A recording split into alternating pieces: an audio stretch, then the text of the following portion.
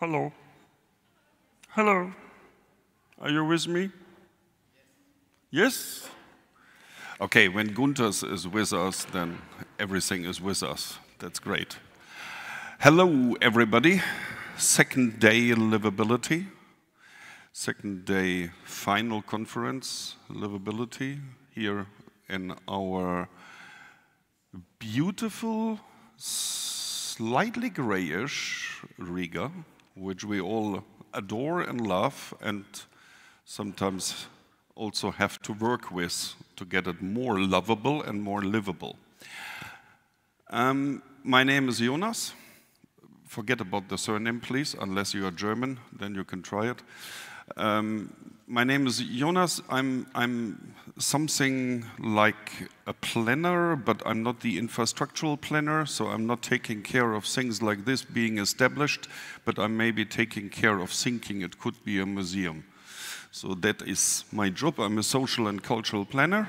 I'm practicing here in Latvia for the last 25 years, approximately. Next year will be my anniversary. And I'm also feeling pretty honored that I have been working with nearly, not all of you, but with a big part of you all during, when I'm looking on some persons here like Dirk or Harry, the last 10 years I have the feeling like it's a long time already that we are spending very interesting moments in really thrilling projects together. Not only this one, also other projects. We have a very interesting, let's say, not whole afternoon. Yesterday, my beloved friend Viestus had a whole day to moderate. That was a little bit a different thing. I hope he had a good sleep afterwards. I have the honor today to present two panels, to be moderator of two panels. The first one we call internally a little bit the local panel, because we have a couple of, say, active people from this city specifically. And when I say active, I really mean active. You can even sometimes put a hyperactive in front, because they are extremely important for our scene.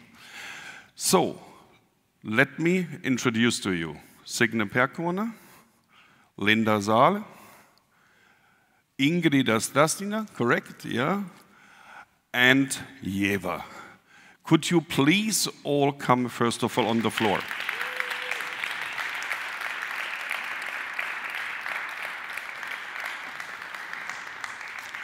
Take any seat, only this seat is for me. I have to sit hard. I'm tortured. So,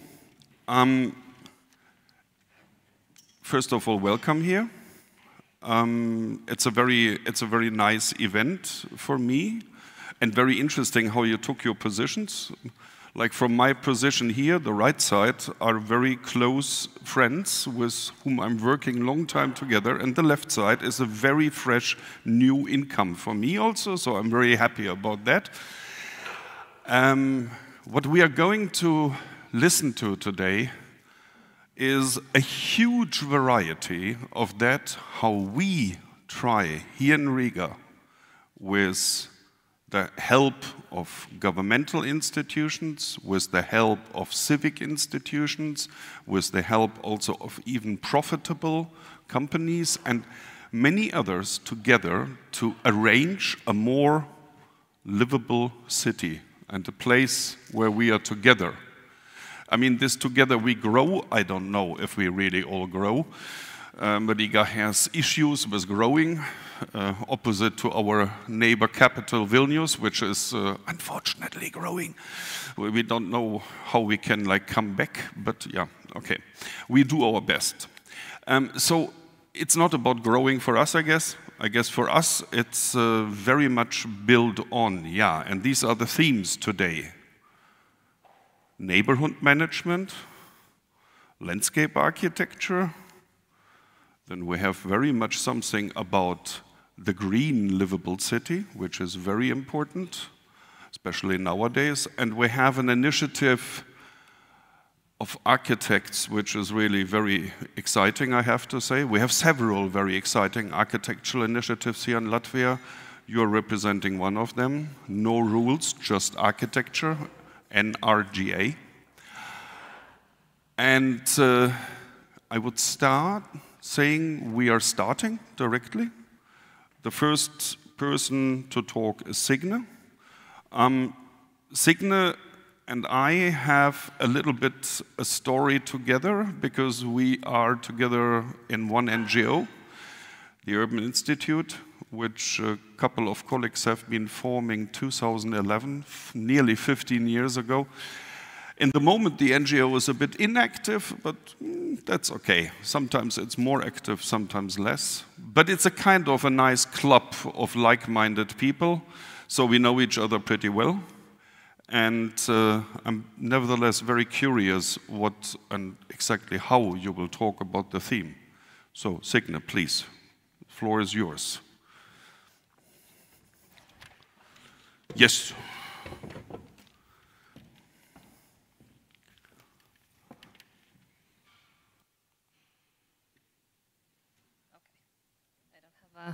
Is this working? Yeah. I think my first slide is this, yeah. All right. I see everyone's a little bit asleep after lunch, so it's a bit of a slump. I'll try to pick up the pace so we can get going for the afternoon. So I will present to you the Neighborhood Centers Development Plan, our attempt to go from monocentric city to polycentric city. So when we think about the strategic urban development of Riga, of any city really, there are certain challenges. In Riga, challenge number one, in my opinion, is that it's historically it's been a concentrically developing city. So there was a medieval old town, then a historic center around it, then also some historic villages that grew into the city, and then Soviet housing around it, with kind of all roads leading to the center, both in terms of transport, in terms of access to services. And eventually, as the city develops, this becomes untenable, and more people start flowing out of the city because they don't want to be in traffic jams, they don't want to be breathing fumes, they escape to the country where they can get their own plot of land, and then they realize there's literally nothing around it and they still have to go back into the city. But when looking from the side of the city administration, because here I represent the City Development Department, we also have to deal with the fragmentation. This is fragmentation of the city structure itself, as it is divided into 58 quite different neighborhoods. They are less kind of administrative units and more they have grown from how these neighborhoods have historically developed, how people feel the identity of these places, but they are also very different in scale, in type of architecture there is, in how many people there are living in this neighborhood. And so it can become quite challenging when we try to provide for each of these neighborhoods. And then looking from the management side itself, there's the fragmentation of public space management. When you look at this picture, you know, around a normal city street, how complicated can it be? Well, in Riga, it's quite complicated because all the city departments are divided by sphere of what they are competent for, and they are also responsible for their own little spaces in the streets, in the parks. So one department for parks and waterfronts, one department for streets and sidewalks and unused green spaces, one department for street vending, one department for public transport infrastructure, and so on. When we try to develop the city in a cohesive way, this can become quite a challenge, and even though there's a logic behind it, it can give us a kind of strange overlaps and gaps.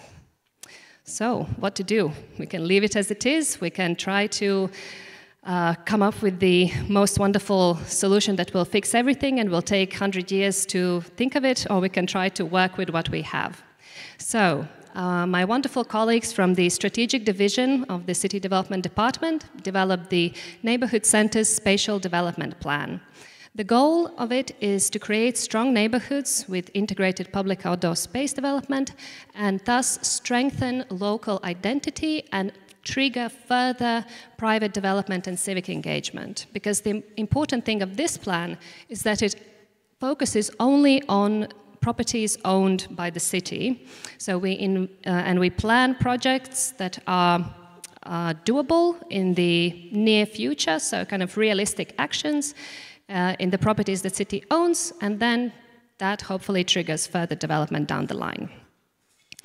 There are 33 neighborhood centers set in Riga, and they are divided into 3 broad types based on the kind of architecture that there is. There are large-scale housing estate neighborhoods from more or less from the Soviet era. Then there are the low-rise mixed-use neighborhoods, which are more historic, and the suburban housing neighborhoods. And also these 33 centers are set in a priority development order in how we then work with them.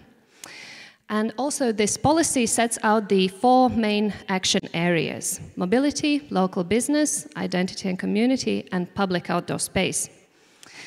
So all of these 4 areas, they encompass everything that the city does in public space. Basically, it can be small punctual interventions like putting a single pedestrian crossing, and they range to complete street transformations. On the local business side, it focuses more on the markets, outdoor markets that the city has, and so designating new market areas and improving the existing ones, also providing electricity connections so events can happen and street vending and so on, and maybe it can expand in the future also to, we're trying to think of ways how to improve the collaborations also with the private sector on this front. From the identity side, it can be things like placing public art or installations, creating spaces for events when communities come together, or else putting Christmas decorations and just billboards that people can see what's going on in the city, not just in their own neighborhood, but in the whole city for celebrations like the National Independence Day or Christmas or summer solstice and so on. And on the public outdoor space side, there can also be a broad range of things like creating playgrounds or dog walking parks, placing single kind of urban furniture elements, or else also doing a whole park or a whole section of a waterfront that falls into a neighborhood center. So also a broad range of kind of options or actions that the city could be doing. So where I come in as an architect and spatial planner is doing a master plan for each of these neighborhood centers that brings together these 4 areas, these 4 layers set out in the neighborhood development policy, and of course looking how it combines with the existing housing, workplaces in the neighborhood, the services that there already are, and educational facilities. And the goal is to create a complex spatial plan that plans the projects for the next 3 to 5 years, and brings them together in one spatial plan through which we can coordinate with the different departments implementing these master plans. So what does a master plan consist of? Of course, an extremely important part is the civic and stakeholder engagement. We try to do it in several instances, several different types. Like at first, we start with just a walk around the neighborhood with the local activists. Then we have also done voting for what kind of functions they might want in the neighborhood center to see what's most important, what resonates with people in this particular neighborhood. We also map their experience of the neighborhood center, like where they feel good and safe, which place they think represents the identity of the neighborhood, where they feel unsafe, kind of trying to come to an understanding of what people perceive as the values and the problems that need fixing. And then later on down the line, we have creative workshops where we can already present some of our ideas and kind of look for different ways to engage people of that particular neighborhood. And of course, later on, there are more formal presentations. Yeah, of course, as spatial planners, we analyze the whole neighborhood center, but also a kind of 15-minute radius, because the goal of this whole approach is to zoom in the kind of most populated neighborhoods of the city and invest in the center that is reachable by a large number of people in this radius around it. So based on the analysis that we do on this broader spectrum, we set goals and design tasks in these 4 action areas: the public space, the small business, mobility, and identity, and then develop a unified vision where all of this comes together in layers, because we are looking precisely for places where one type of intervention will support another type of intervention. So we are the kind of the ones that can look beyond the narrowly designated areas of responsibility and see where in one neighborhood it might be that there's a not fully developed or undeveloped green space where we might need more recreation functions. In another neighborhood, it might be a street that needs a whole redoing. In another place, we need access to an existing green area. And in another neighborhood, it might be, we might zoom into a particular intersection which might be complicated from mobility perspective, but we see also that we can carve out space for small business, for improved public space, and we try to come up with this kind of concept that can convince the very different stakeholders to come together and to want to actually implement these ideas. And then we also, kind of from this broader vision, we zoom into particular areas and develop a slightly more detailed plans and visuals and so on. But of course, when we come to implementation, it becomes rather less pretty, exciting, and becomes a huge challenge of coordination in the implementation phase, where kind of on one side there are the different institutions that implement it, there's a kind of time frame, and we see which projects needs to be done when, so the next one can start properly. And this is where we are still working and trying to improve. And the whole idea is that the master plan comes first, the conceptual plan and master plan of the neighborhood that has all these phases of analysis, vision, validation, then a kind of cyclic improvement process, then it's approved, and then it goes to really developing the building projects when necessary, or coordination of placing the different objects if it's a more punctual intervention. And so the work goes on. We have now finished and approved one neighborhood center master plan and started work on the next ones. And the whole idea of what we're trying to develop with this and how we also try to achieve livability, the topic of today, is to work in a more elastic way.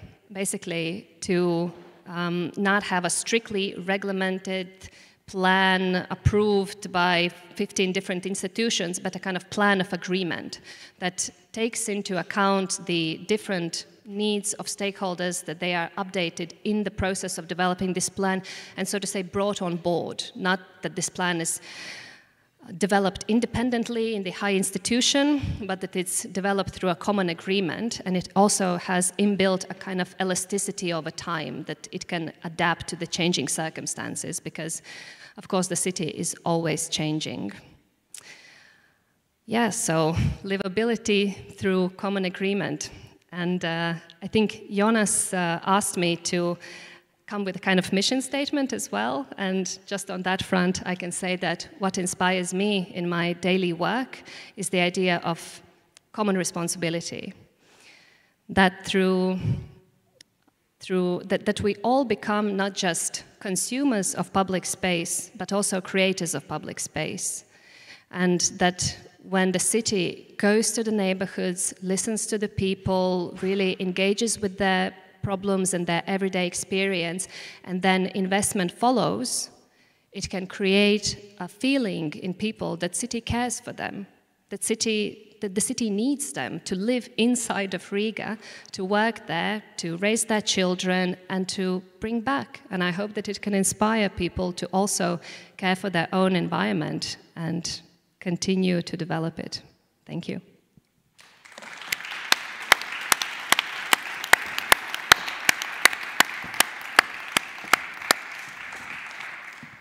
Thank you very much, Signe. That was the most, I would say, shortest, comprehensive of a really presentation of a mega work. I mean, what Gunter's, when did you start? I remember we were sitting talking about Abkeime 2005 already together. So that's 20 years ago, something like that, imagine.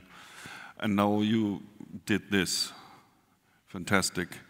I don't know to which extent, but I guess that the wonderful colleagues from Gdynia probably have seen a lot of very interesting things they can actually very much hook on immediately, because they are this a little bit step further on. They have done that all already, partly, but also partly not. And I think it's very interesting that the approach here is an approach from the beginning where there is a bit more like cohesive planning inside, while, as I learned it in Gdynia, is a bit of more spontaneous action partly in the communities, which, sorry, I mean, you are laughing, but I hope it points how I get to know the whole thing, which was a wonderful experience, really.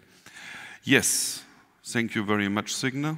I think that's for the moment really a lot of input on that side. Now, I'd like to welcome Jeva Lukashevica. It's a really difficult name. So, no rules, just architecture. Imagine. What is that for an architectural office? I mean, sounds inspiring. As I said, we have a couple of those initiatives and offices here in Riga.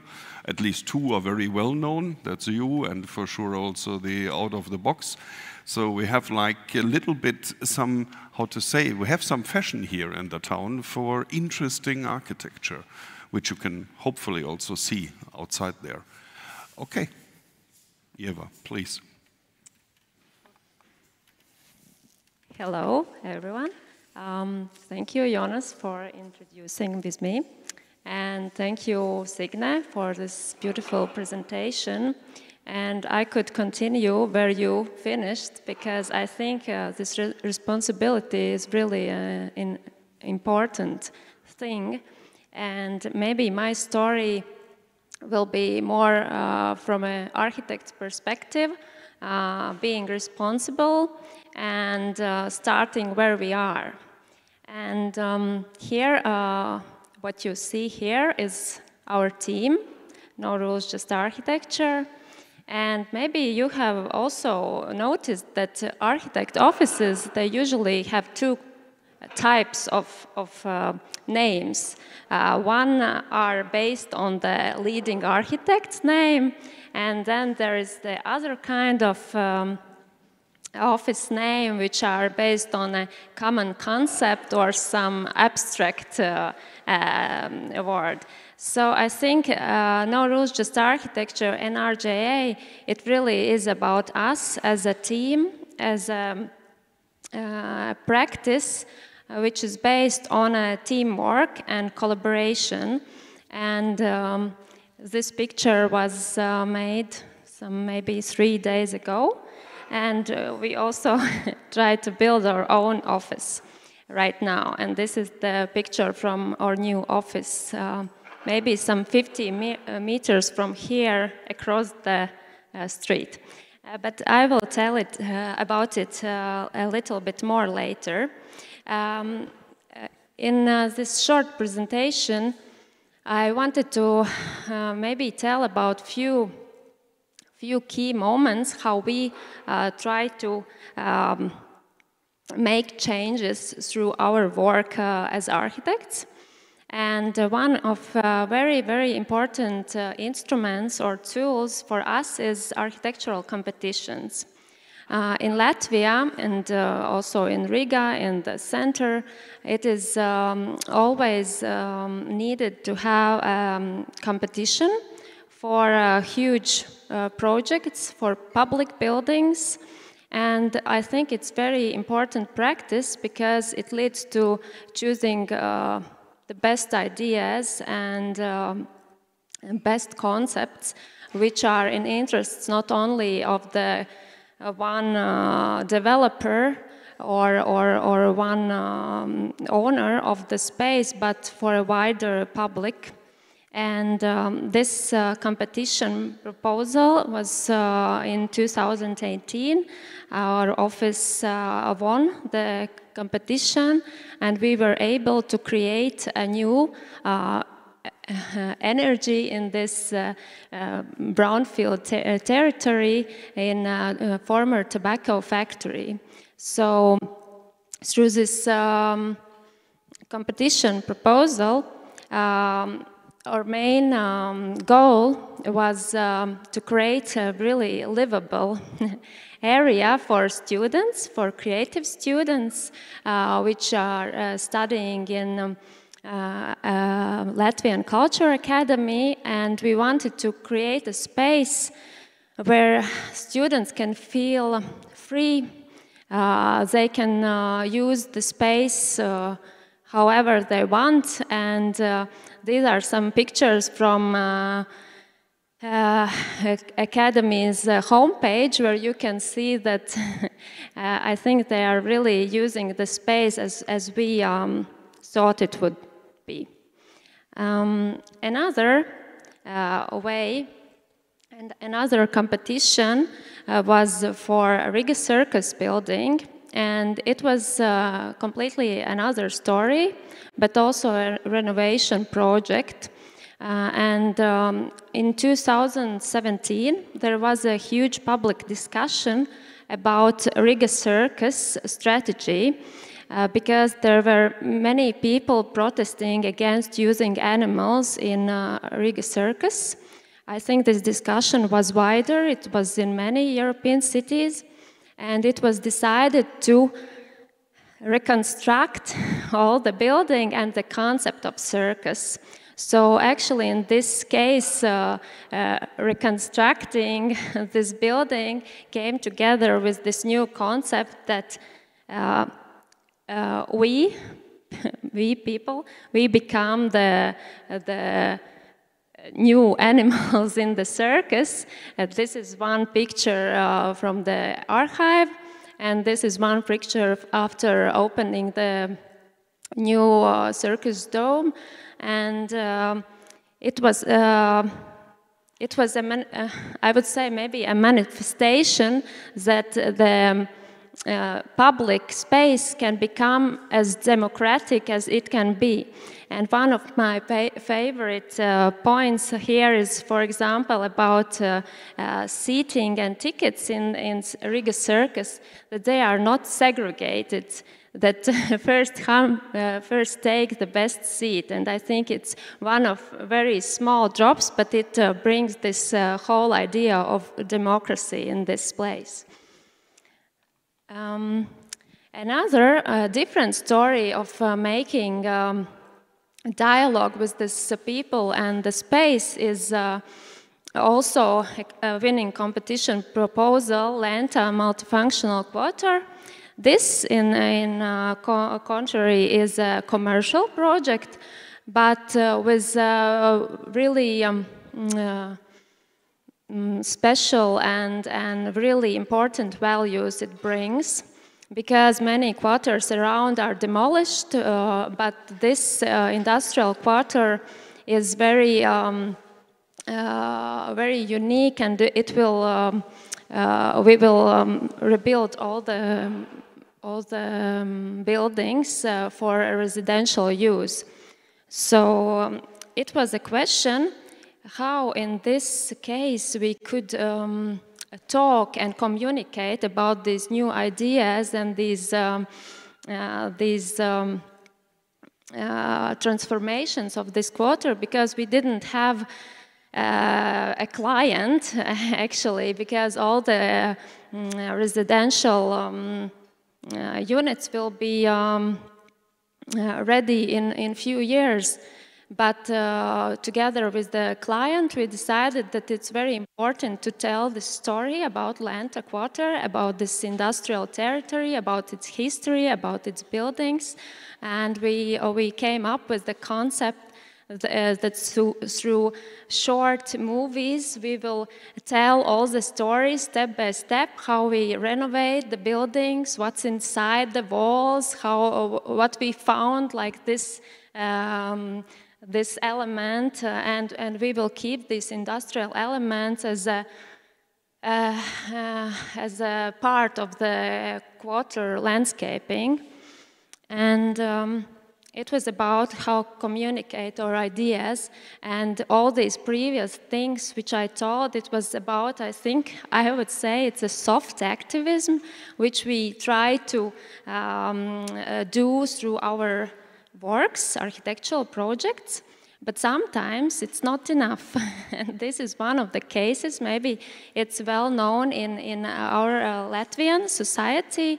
It was in 2020 when one morning our culture minister woke up with ideas that we must, not we, but culture ministry and the government should demolish this modernism building, and we should build the new Riga concert hall instead of it. And not only NRJI, but also Out of Box and other activists, as they stand up to stop this insane idea, and we try to Architects Against Demolition. We tried different initiatives and activities to stop this idea.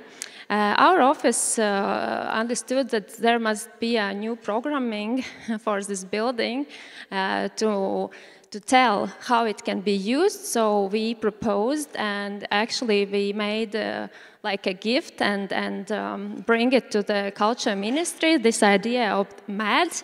MAD is for Art, Architecture and Design, which could be a new center for all these culture institutions.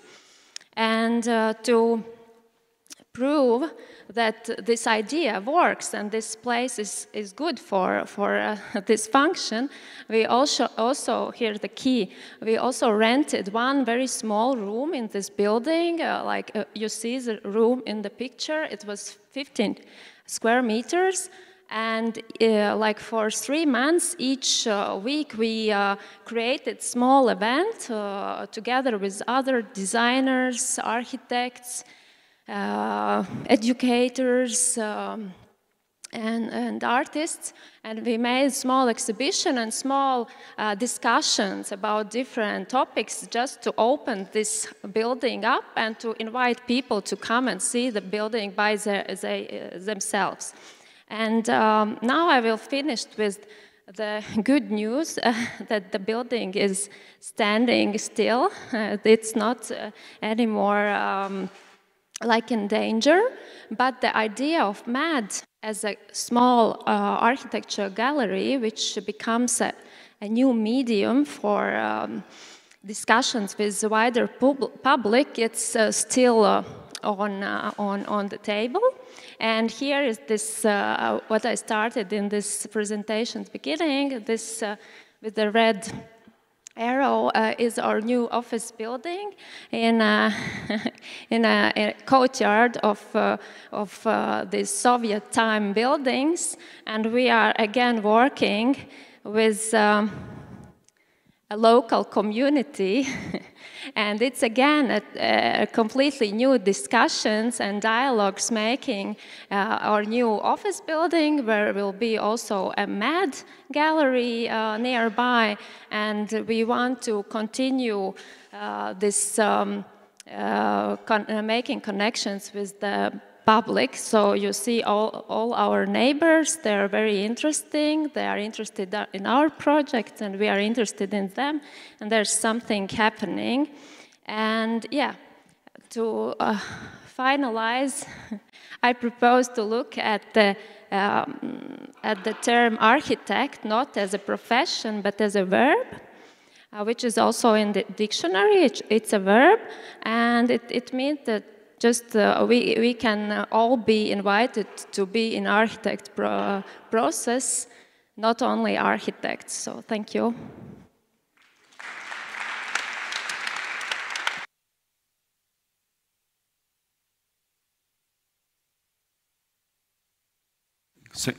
Thank you very much, Eva. I'm in a very interested position because I mean the Latvian Cultural Academy works obviously very well. I mean, my own daughter studies there, so it's I know it firsthand. And my students were in the picture of the World Trade Center, so-called. So it's beautiful to see how much your initiatives are really also used, and used by a young generation which is growing new dimensions of arts, of architecture and everything. And I think who are the new placemakers? They are the ones actually doing it. Thank you so much for that. That was beautiful. We are now landscape architecting, not architecting, but landscape architecting. Linda, please.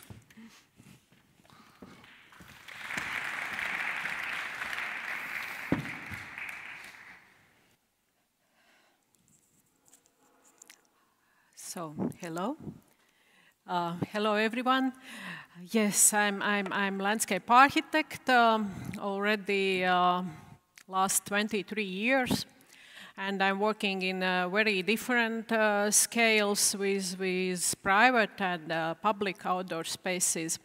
And what I found out in my experience that I truly believe that no project is too small to make people feel good. And so, how it works. And a little bit about history. Our public spaces are changing, and with every year, cities are becoming more vibrant, more livable, and many things were impossible, for example, 15 years ago. This example, this is Marriott Hotel in historical center of Riga. Renovation was started in 2017, and here you can see in pictures how it was looking before. And this is 2017 and 2019, and this project became a really precedent in Riga in many ways.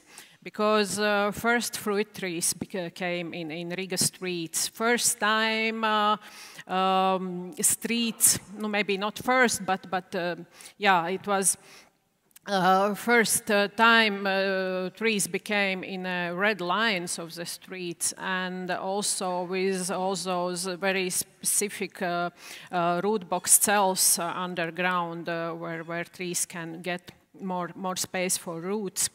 And this is how it changed. In 2 years, it changed not only this place and not only block, but maybe even all neighborhood around. Every spring, when apple trees are blooming, the people are coming there and making pictures like in Japan when there is sakura's blooming period. And this year was Mobility Week. During Mobility Week, the street and the next one, Antoni Street, were turned into pedestrian area zones only. And after that, or during that, there were survey among Riga residents. And the results showed that these both streets could become really permanently pedestrian streets. It means project done its job and even more. And about creation process, it can be done in so different ways, this searching for ideas. And these examples show that landscape and public area can be literally knitted or made from kinetic sand. That is example of water playground in Victory Park. And yeah, the same idea. No project is small to make people feel good. And this hanging strawberry garden in a narrow courtyard brings smiles to neighbors' faces, and that I know very privately because it was my own project with neighbors. This is a very old project. It was done in 2008. The small stage or amphitheater, it was done together with Arhis Architects. Also, Arhis Architects, we collaborate for that Marriott Hotel outdoor space. And this amphitheater with a view to sunset and ships in Liepāja Channel, it was originally created just as to slow down traffic along the promenade. Back in 2008, more thought went into traffic management than into place livability. But livability came. It came after. And it changed this feeling in this industrial area. It turned into a place where people can pause and stay and instead of passing by. And now I want to speak about latest project. And such project, I think, maybe comes one time in life.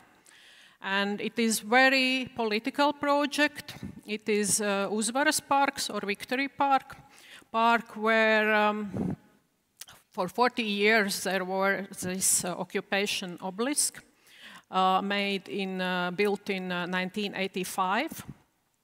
And at the same time, when came this monument, it also used patriotic name of historical name of this park. And for 40 years, this was a place where Latvian people, I think, chose other ways, to use other ways, just not to see this object. And when war in Ukraine started, at that moment, Riga's government, with Major Martin Staķis, made the decision about demolish this monument. That was August 25 in 2022. Shortly after, Major decided that next year this park should be so alive with so many sport activities that there would be just no space for anyone celebrating Victory Day with red flowers. I received invitation. It was because of this political project. There were no competition. It was done extremely fast and not in the best way how it must be done, but because this is a very special project. And I received the invitation from Department of City Municipality because they knew that I was already before worked with research of history for this park. And they asked me if I can create concept for this park in 1 month. These are plans of beginning of 20th century made by very famous garden designer Georg Kufald. I used them a little bit. This is my first sketch, when I took from historical plans this connection between all parts of park and dynamic shapes of water. Meanwhile, when I'm drawing this first sketch, park looks like this. It's like a landscape on the Mars. After 1 month, first plan is ready. This promenade in the middle of plan, it's dividing park in two different areas of feeling. So first one, 8 hectares, is landscaping part, and other is more active part. Park was also built and realized in 2 stages. And now I want to show you what was the timeline. All spring we spent with build design process, tender from constructors with agreements, and it's already August. Park must be open in 11 November, because 11 November it had 100 years birthday.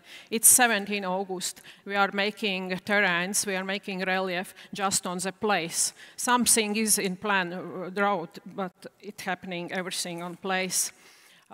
River, new river, soil we are using for making relief, skateboard, ramp, detailized drawings, and builders are skateboarders themselves, because it was really, really good done. 30 September, 40 days before opening. It looks quite ready. 10 October, yeah, slopes are becoming more soft. River, new bridge came 1 month before opening. It's central bridge. Second, it's not there yet. Skateboarders working day and night. They're polishing concrete during November rain under artificial lights. Oh, something is not wrong. That is main entrance. Main entrance with second bridge, 1 month before opening. No roads, no bridge is ready yet. 1 week before opening came 250 trees from Germany and lamps from Italy. In 1 week they are planted. And 11 November, 100 years birthday of park. Park is open. In morning, this day morning, we didn't have the information if there will be opening, because project was still not approved in all institutions. And what happens in following years, that was hard to imagine. The place has been reborn. The park is constantly full with people. First summer, when park was opened, a spectacular French fire show attended by 50,000 people. The park transformation has reshaped its spirit and how people experience it. The place has restored a sense of belonging. And a little bit pictures how it looks in different seasons. First stage plans are detailized. The project was done by Alps landscape team, our colleagues. And this is already a second stage, which is built this year with many different activities that are those 4 hectares, what are more active than first landscaping stage. Different children playgrounds. Velo pump track, landscape already got shape, because it's not first year. This is already second summer, and everything is blooming. And my beloved water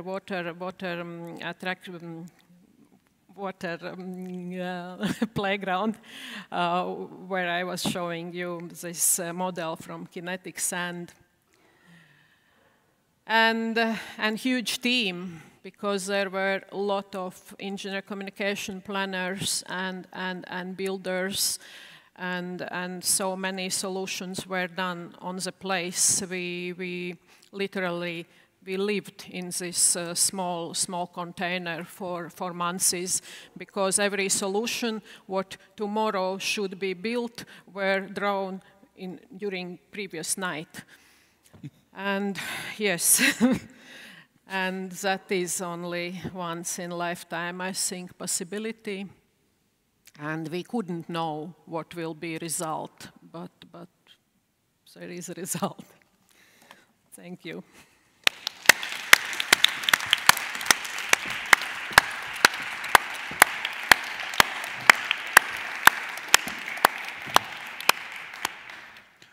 I believe this needs no further words. Just a very fresh impression. Yesterday evening, I was still after our first day, I was with Hadi walking through the park, and it was a uncomfy November evening, you know. You don't want to spend time really in the park, but the park was not full, but there were people, quite a few, and there was life. And it was, I have seen the Finnish eyes. He was super happy. I mean, he was so impressed that, yeah, I mean, Agenskalns Tirgus afterwards also gave something, but yeah. Thank you so much, Linda. Ingrid, now we are moving from landscape architecture actually to the green thumb and the green footprints and the green activities. And we hear a story about a very important assembly last year. Please. Is it on? Yeah. Yeah, hello everybody, and I am really feeling a little bit scared now after all those 3 architects you all listen to, because I'm no architect, I am just, I'm the activist, and I am the passionate about bringing people together and talking what should we do and how should it look like and what actually people need. So yeah, and here I am to tell about one very beautiful project that was the first one in Latvia and in Riga that took place last autumn, Riga Citizen Climate Assembly, that in the beginning we didn't know what it is and nobody knew, but once we had experienced it, it's now a hard project for the team, for everyone who was involved. And I'm very happy that Lithuanian colleagues are here because they came to observe us and they got inspired from us. So very happy about that. So yeah, why this participation method? The climate assembly is something different, and why it's something that I'm here to share about. My presentation is totally different. There will be just few emotions of the process that happened, but citizen assembly is something, I think it was the true example of how to actually steer up and bring in the civic participation. So we worked with 34 citizens who were very, very carefully and inclusively selected from Riga. And we really we had to avoid from usual suspects, so-called, so that we don't talk only with the people in our bubble. So one of the things that really was that we really should talk with people whom we usually don't talk with.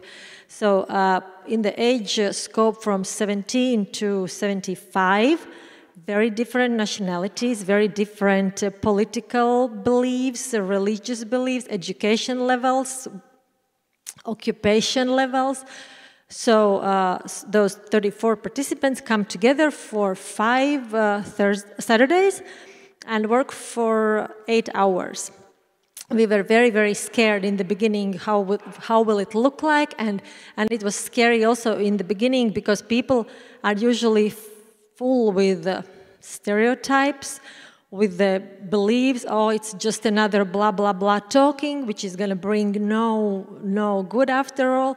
So we had to really break this ice and say that this is a different story. We're going to work together to develop recommendations for Riga Greening Plan that is developed under the process, in the process now, in the City Council in Development Structure Unit. So after all, we broke the ice with the people, and we really developed very interesting and very respectful communication. And citizen assembly differs from all other methods when we bring people together just to hear what they think about something. 2 Saturdays, they actually had to learn. We had different inspiring experts coming in to actually bring the knowledge. So that means that afterwards, when people gave their recommendations, shared their opinions, they had a knowledge. And that's why my mission statement also with this, why I'm here, is that we never should underestimate the value of communication with people. We had people who actually, so yeah, it was linked to the climate and climate change, but actually people had no idea that Latvia is also somehow involved into emission production, for example. So yeah, you never can get this kind of happy, trustful atmosphere if you meet with people just for 1, 2, 4 hours. This happens when you work with them 40 hours. That's a lot, but that's something that that brings that actual true participation and true listening. And if we say that we want to know what actually people want, so I think this is just amazing method. And we personally were very much inspired from Estonians who had already 4 assemblies, so we have somewhere to grow. And yeah, simple things. Bringing people to feel back simplicity. On one of the days, we were in very interesting territory in Riga, Viskaļi. It's like renovated industrial territory.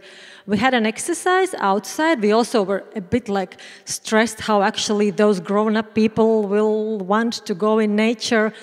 But we split them in teams, and they had to observe nature and do different tasks. And one of the tasks was that they had to work on 1 square meter in grass and to find 7 different plants. And that was an eye-opening experience for many of the people, because usually the grass is grass.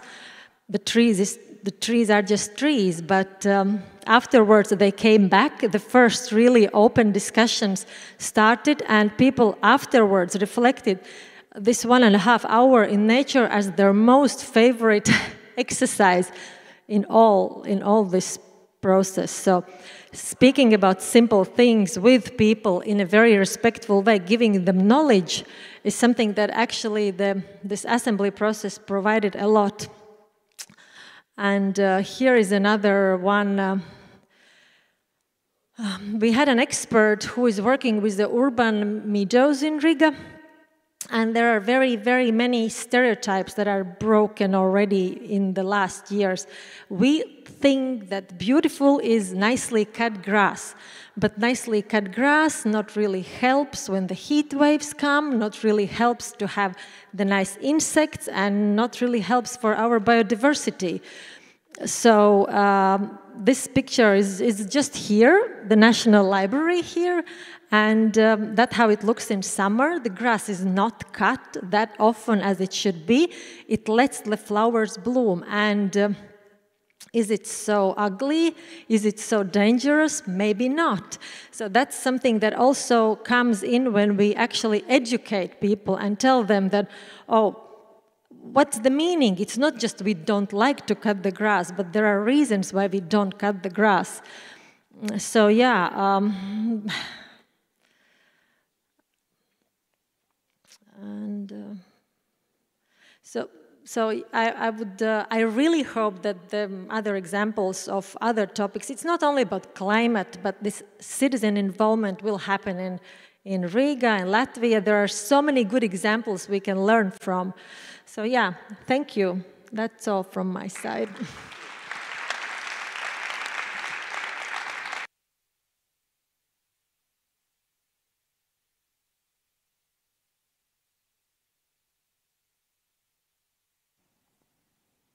Thank you very much, Ingrid. These assemblies are certainly very, very important. I agree. I think I did the first assembly, organized the first assembly 2007 in Tampere. for a whole neighborhood, and it is an extremely, how should I say, scary, but then very rewarding and very exciting event that makes a lot of fun. And most of all, you can feel how much you really can kick off, and you really feel exactly what you just said, how much people really like gain from it, how much they love it and love to do this. So when we are thinking about that, we have now examples of neighborhood management. We have examples of should we call it architecture, or more like initiatives, or something in between, or everything together. We have the once in a lifetime playground, let's call it like that, like probably one of the biggest playgrounds that ever was built within a month or 3 months in Europe, I would say. And we have participatory tools and participatory actions. And now my first question to you all is: are we now? Thank you, Eva. You gave the initiative. Are we now architecting the new Riga? Is that the new Riga?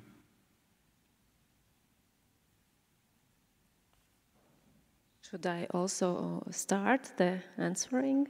Or maybe we can let somebody else? No, maybe you start, Eva. I think, yeah, I think very, like for a long time we have kind of separated architecture as something what to do architects, and they are sitting in their offices and doing things what they know how to do. They have knowledge. They learn more than 5 years to start making projects. But I think this. I think I can feel through these initiatives and projects that this idea is changing. Actually, changing the role of architect, and also. I think it's maybe in Europe it's already have happened earlier, but not that much. But in Latvia, I think it's also this historical context that many years we were in Soviet Union, and all the economical and development questions were not perceived by society. It came from government, and we didn't have this possibility to act, to talk, to discuss, to involve in some processes. We were just like dolls. And now it's changing, and I think it's even for better, because really each of us, what I mentioned in the end of my story, was that each of us can start where we are.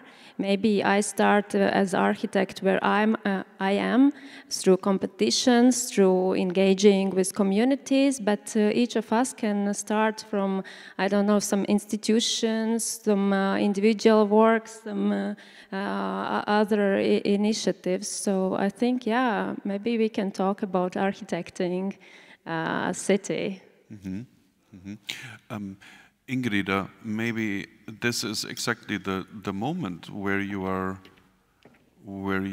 like having a situation that you introduced yourself. You're the only non-architect. Yeah. Sorry, I'm also not an architect. Yeah. So we are both no architects. I'm a planner, but let's forget about that. So the point is, aren't you architecting? I mean, like with the NGO together, like creating an assembly, bringing the people together, isn't that architecting? Isn't that exactly what Eva was talking about, but also what Signe was talking about? Yeah, I think we are. I think we are architecting, and I liked what Eva said. It's a verb now. It's not just architecture as the beautiful building. So I think we are architecting in a nice way, and I really think after listening like this is essence of the examples today, yeah, we are. Very good. Signe, can you come one more time with your statement? It was very, very interesting. The statement about collective responsibility. Yes. Is that Because I think it very much fits to that, what we were just talking. Yeah, on the one hand, I like the idea of architecting as a verb, but on the other hand, I'm the one who has kind of a little bit abandoned architecture because I'm architect by training, but kind of I have moved away from beautiful buildings and detailing into this kind of messy public realm. And I think what I saw today in these presentations and what inspired me is the doing things differently and getting things done. And I think we sometimes need to step out of our safe professional roles where we have a nice tag, whether it's architect or landscape architect or cultural planner. You know, when we stand on these professional shoes and we are not people in that moment, kind of real persons, and to look for really different ways of engaging. That's why I really find inspiring this citizen assembly, which really, really tries to get these different people, because I have also done different times this kind of participatory process and citizen engagement. And when we do kind of this standard minimum, what is required of us, we get the usual people, like the same activists, you know, who are very passionate, but they do not even represent the general, the average person. And we have gotten much different results when we have really tried to drag by the hand someone who wouldn't normally come to these things. And in the end, the most important thing is to do. You know, to not always have the most perfect process and to plan and plan and plan and never implement, but, you know, sometimes even if it's a messy process, you know, that inspires me, you know, when things get done. And when we are out there really doing things and looking for new ways and kind of smashing through kind of obstacles and boundaries and just making the city happen. Mm-hmm. I feel very, very much like this collective responsibility that you are talking about, in a little bit different words for me, also representing the idea of the commons, so that we all carry this commons, the traditional commons, the same as that commons that we are defining today as the so-called modern commons. This all ideas are very much based on something that we are creating. And now I'm coming to this idea. Jeanette was very much like influencing me there in the preparation. I'm coming to the idea of the spillover.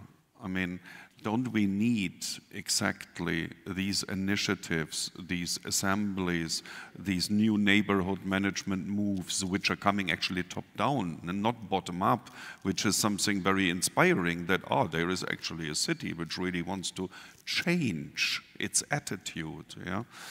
And then we are even like having strange, majestic moves and tearing down a monument, and the same, and within 2 years there's something completely different and completely new.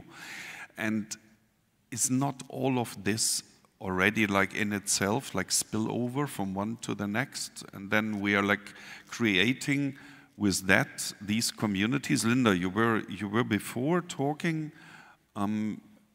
that the work that you have been doing together with Archis, I think, at Marriott Hotel, it's a very small project for a landscape architectural perspective, but you reached the entire community, as I understood, or you really saw the neighborhood changing. You're on, yeah? Yes, of course, but it was not in that way that we start with community. It was this opposite way. It's maybe old school way when we start with an idea, with a project, and after we are surprised that it works. It's also risk, not always it could work. Mm-hmm. Same with a park. We are surprised how it works now. We were not planning that it will go so good, that it will connect people. I'm often there, and I'm hearing so many languages there, and people are not fighting, and people are not searching for monuments. They are just feeling good. But I think that there should be found a balance between this horizontal and vertical planning, and I still believe that first is deep research when you start to do something new, and then comes concept, and then this concept includes people and becomes to dialogue. But for me, it's very important concept which comes out from exact place, which is unique only for this place, which has background and memory of the place, and I think it's task of author to take all those ingredients, to put them together and make something out. I think the uniqueness of each place and of each space is something that we have to acknowledge. That's like one of the basic rules also in my work and community work. The first thing you learn, there is no thing such as you can copy-paste. There's always tailor-made. You need to look new, fresh in each situation. That's very important. When I'm like listening earlier to you, then I have had the feeling that you are like that you are representing. That's why I said that now. Representing really, as in this small club here on the stage, you're representing the new Riga. All of that is the last 10 years. All of this hasn't happened like before. And there is a little bit this idea of talking about spillovers.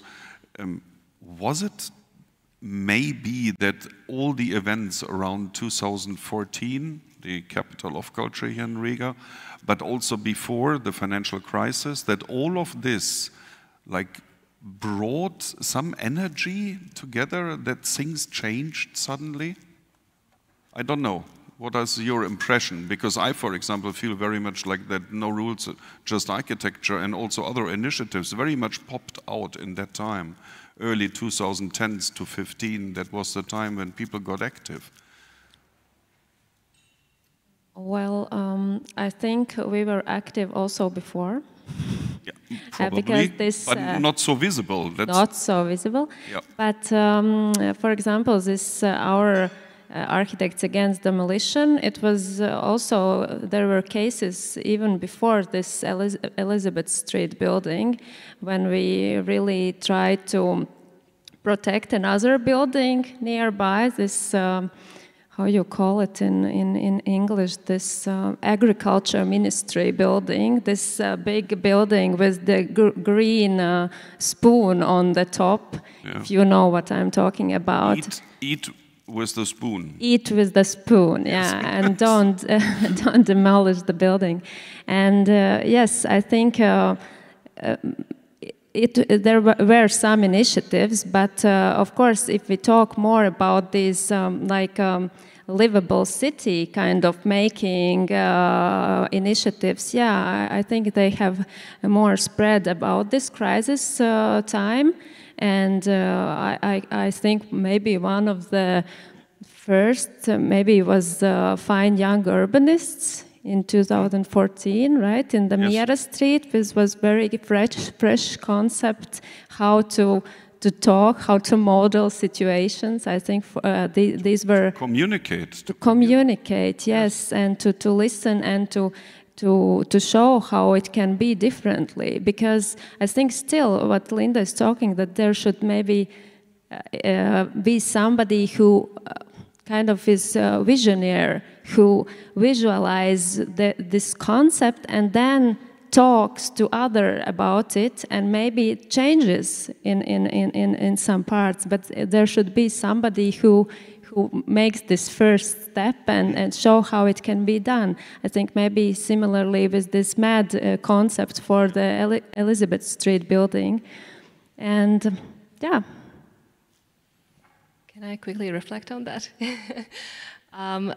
It caught my ear how you said that this change happens suddenly, and I think that actually it's very, very gradual, and we all, you know, who are here and doing something, we stand on the shoulders of all these activists that have come before us. And even in times when you're hitting a wall, when someone tells you no or some project gets cancelled, sometimes these seeds are sown. That's why I really like the concept of this livability project about sowing seeds, because actually now I feel that I see in our work seeds that were sown really 10 years ago when no one wanted to hear about this, essentially the way that we do streets now and consider it completely normal, you know. And I think like that, like step by little step, and even when kind of there's a no or something is stopped, something is not moving forwards, the seeds of resistance are sometimes sown in the people who you are telling no. So it's no today, no tomorrow, and a yes the day after. Okay, that was a very good word. We have a couple of minutes left. Are there any questions from your side? From the audience. We kept it a bit on the stage in order to be really like also cohesive, but if there is any kind of question, then please come out. No. Yes, please, but you need a mic. Wait a moment.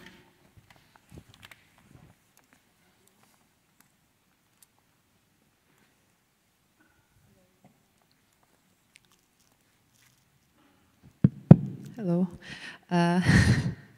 I have a question for about the Citizens Assembly, of course, and how and for Riga municipality representative, how you are doing with the integration of recommendations. I know it's the hardest part of each assembly. How they're going to be, you know, done, and are you doing reports? Are you doing the feedback on how it's going? And I know that you are a separate NGO, so you're not the municipality itself. I am organizing assembly in Vilnius, but I am working in the municipality. So I'm wondering, is it easier for me when I'm part of an organization to make them recommendations integrated in the work, or which challenges are you seeing as a separate NGO trying to get the recommendations settled in the system? Thanks for the question. Recommendations. We got 41 recommendations out, and they're given to City Council at the moment. So things don't go as fast as we would like, but things go, things move, and the recommendations are they will be worked into this city greening plan that has to be drafted and presented to citizens next year. So we expected the draft at the end of this year, but now we are informed that we will have it in the spring. But and we keep sending updates to citizens once in 3 months, so we try to do that, but it does not go. And I think the biggest challenge will be when City Council, many departments will have to agree who actually will be the responsible and who will do what, because they are very, very fragmented. Thank you. Does the City Council still want to say something to that? Signe? Yeah, maybe I have a different experience because me and my colleagues working on these master plans, we do our own citizen engagement, so we also have to work with all these recommendations and decide what to implement, and it's not easy because in neighborhoods often, you know, there are very different ideas of what it should be in, and then we have to balance also what the people living there think this neighborhood should be and how it should work, and then what it means in the greater context of the city. And yeah, people might have also very differing kind of ideas of what should be happening. So the approach that we try to take, I think, is sometimes try to peel back the surface of what they're saying to get to the deeper meaning and try to maybe then address kind of these deeper needs or understand them, and to kind of just be with ears open and to just try to hear them without immediately reacting, and then kind of taking a deep breath and then trying to put it together as much as we can. Thank you. Any other question? One last one. Not now. Okay. Then first of all, I would like to thank you for Signe, Linda, Eva, Ingrid, for your seriously very compact, completely mesmerizing, fascinating, like, I don't know, a picture of a city in change. And I love this idea. When I arrived here 25 years ago, it felt very stuck. And now it's moving more than ever. And that's a really beautiful, beautiful way to see the things. This was the first part, the first panel of the afternoon. The second one will follow after a short break. And in the second one, we are getting a little bit more, as to say, international. So we are reaching out a little bit more. So I thank you very much. Thank you very much.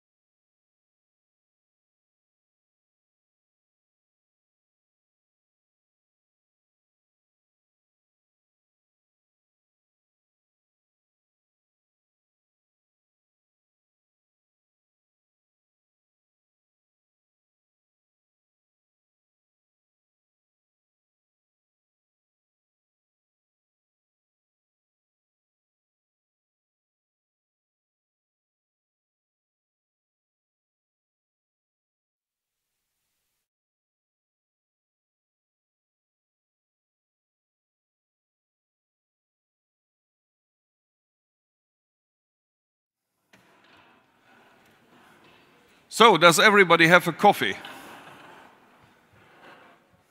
It's the most important thing. Ladies and gentlemen, welcome back. We will have very exciting 60, 70 minutes in front of us. We will start with a small, or I would say even bigger and growing team from Berlin in Germany. And they will have a little bit something, let's call it interactive. I am very pleased about that because you heard yesterday the presentation by Hardy and Jörn about the training program. And I need to say I was actually also part of this training program. Same as the other gorgeous, how did you call us? The gorgeous G's or something like this? The double G's? I don't know. The two German G's, yes. And then we will have a huge stage here with many, many, many young people, which will be very exciting, especially for the moderator. Let's see. And in the very end, we will still have a mind-changing presentation from Denmark. Blasius, please, the floor is yours.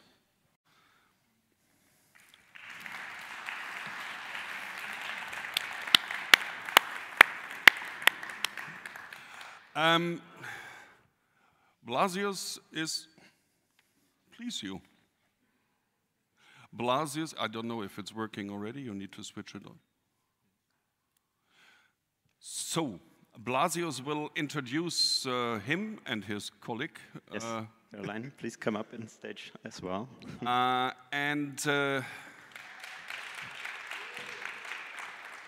The whole idea of this organization is really outstanding because the name already is so inspiring for somebody like me who is like for many decades in civic education, and to have an organization that calls politics for tomorrow, that is amazing.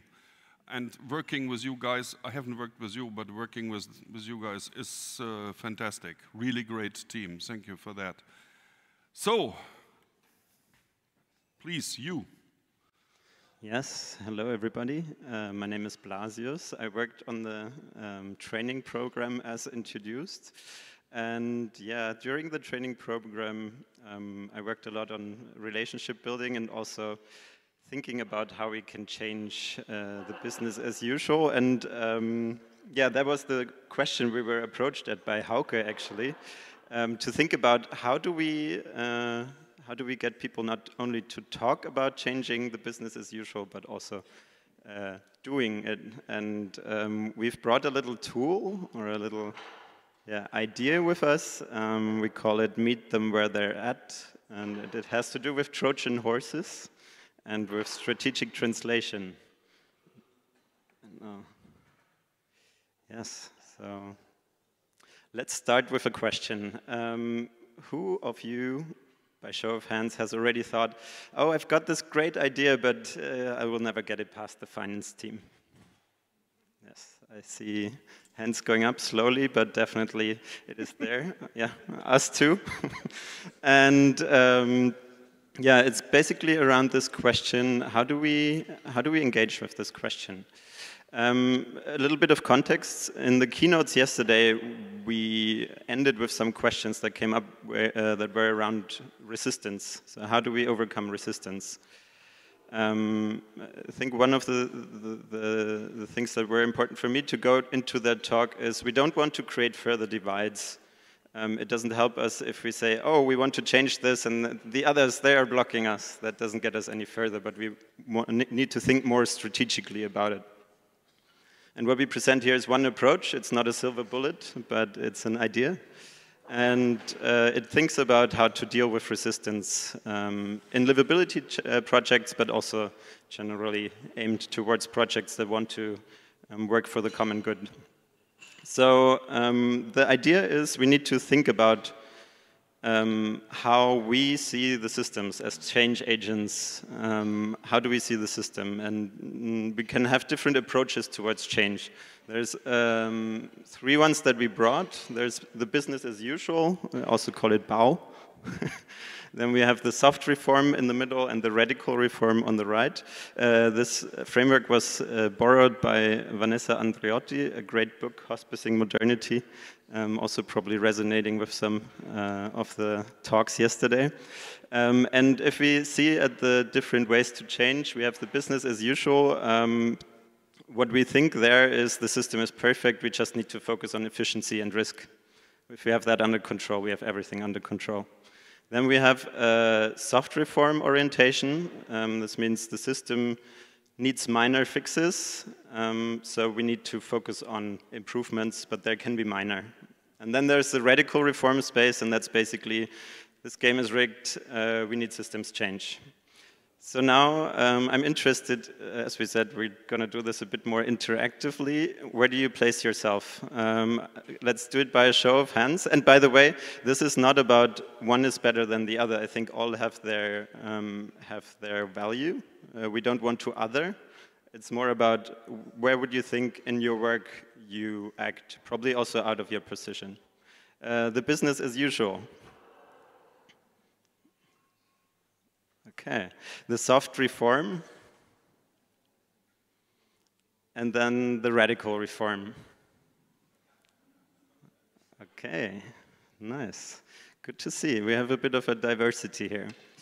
So now thinking about the people, the teams, the departments you need to convince for your livability interventions or for the interventions that you generally hold. How do they usually think about the world? Is it a business as usual? Yes. Soft reform? Yes.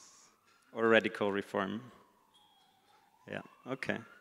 So it's already less hands going up with the soft reform approach. Let's see what we do with that.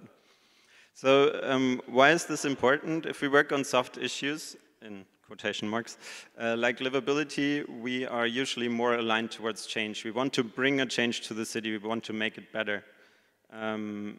So the question then becomes, if we are more aligned towards change and we want to make people excited about that, or at least tolerate what we have in mind, how do we get them to buy into what we think?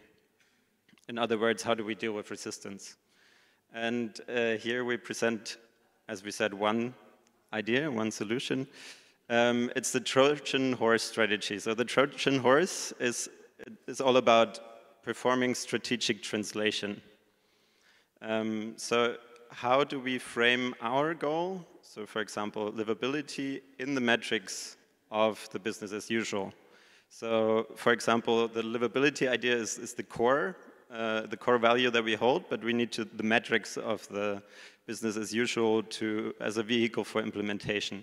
Caroline will expand a bit further in a second on that with the example of green spaces. So usually they're measured through how much maintenance do they cost and things like that, but then you can also translate them into things that are measurable economically, like flood insurance reduction or something like that. And why is it a Trojan horse? From the perspective of the people that I assume are mostly in this room, it can seem like sneaking in things. So yeah. So we have built an initiative that is focused on the strategy. And maybe I could also say that we have a couple of projects, and it's part of our DNA to do this translation process in Politics for Tomorrow.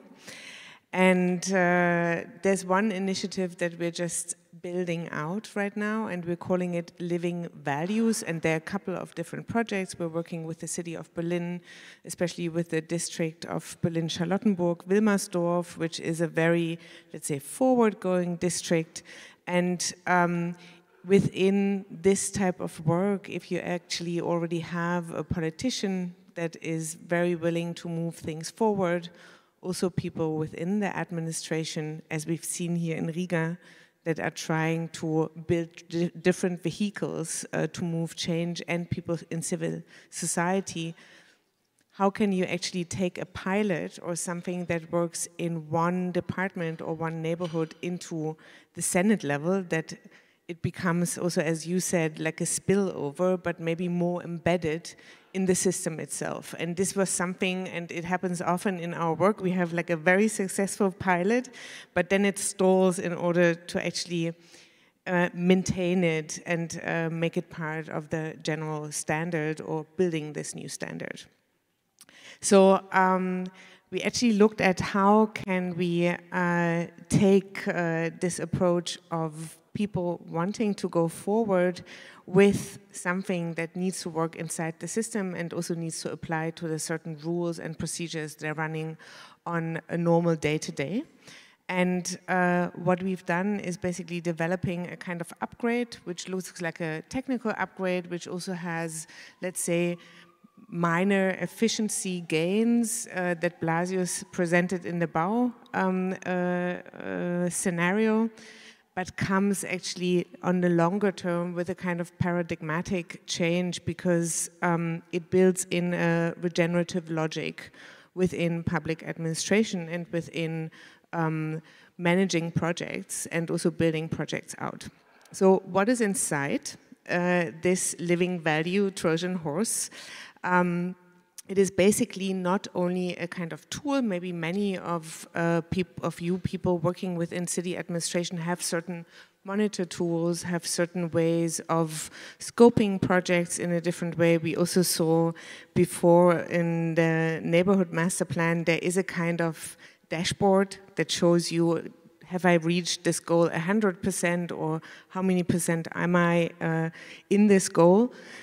So it's a little bit of that on the one hand, but on the other hand, it's really what Blasius mentioned before, building relationships and actually building trust and giving people spaces where they can talk across departments, where maybe certain, I would say, inner challenges and also procedural difficulties can be addressed openly, and not only on a kind of coffee break, but actually be documented and be worked with.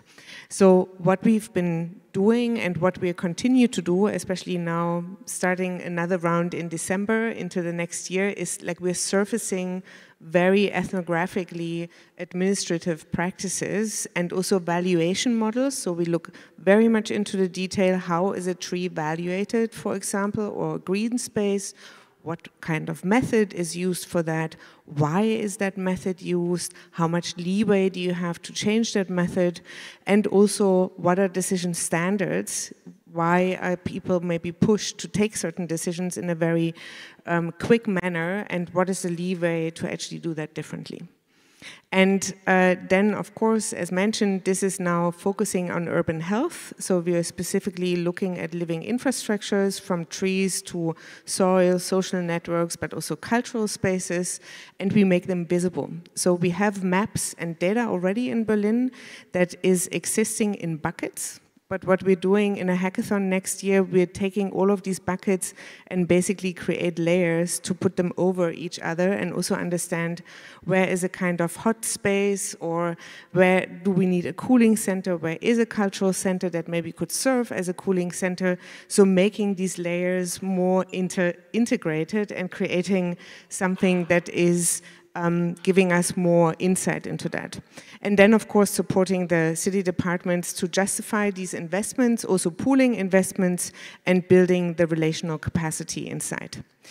And the deeper intention on the back, that is not part of the marketing and not yet part of the narrative, is to turn urban value into a shared civic capacity, so that cities can actually start seeing themselves as ecosystem stewards and being part of the whole thing, that departments can have more leeway to work together. And also what we've seen here, that maybe procedures, if we heard about the citizen assembly, are quicker and can be fast-tracked also because there is a cooperation within departments and across and that budgets actually involve the possibility to reflect. So we have learning budgets. If I take public money, then I also want to have public learning and have a kind of cycle of bringing them back and in. So this is one little example. We are prototyping with that, but we wanted to share that and bring that in also to inspire you, because now there are 5 minutes actually for you to exchange and think a little bit about where is your own Trojan horse. If you look at livability or a livability project or initiative that you're working with right now in your city, take a moment to think about it. What is its goal? Maybe also if you, I don't know, paper is not a thing here anymore, but maybe you have a phone or something where you can write down or take a moment to think about where are these goals, what is your initiative, note down 1 or 2 points, because we would like you to actually exchange with a neighbor in 30 seconds, but also we would like to give you 30 seconds of silence to think about where is this initiative that you're sitting with that could actually benefit of this Trojan horse strategy and bridge from a business as usual into a radical change moment.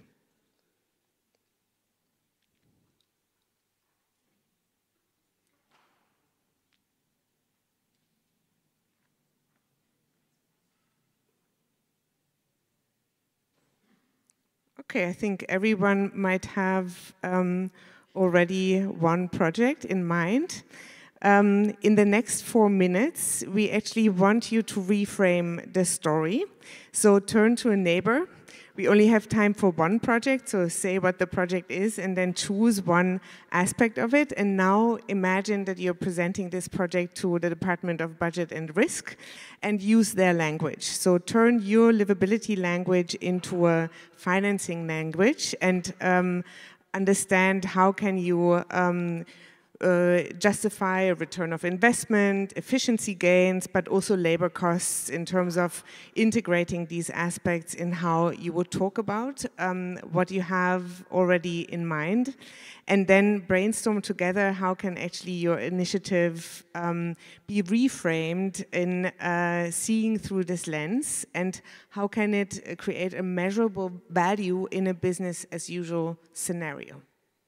So we have 4 minutes now. I hope everyone has like a little intervention. It could be from a cultural, let's say, street engagement, very neighborhood centered, to something that is more strategic. Also next projects, maybe coming after livability. What is your idea how to reframe them? 4 minutes, just talk to each other briefly and use this time to build out this big bridge between business as usual and radical reform.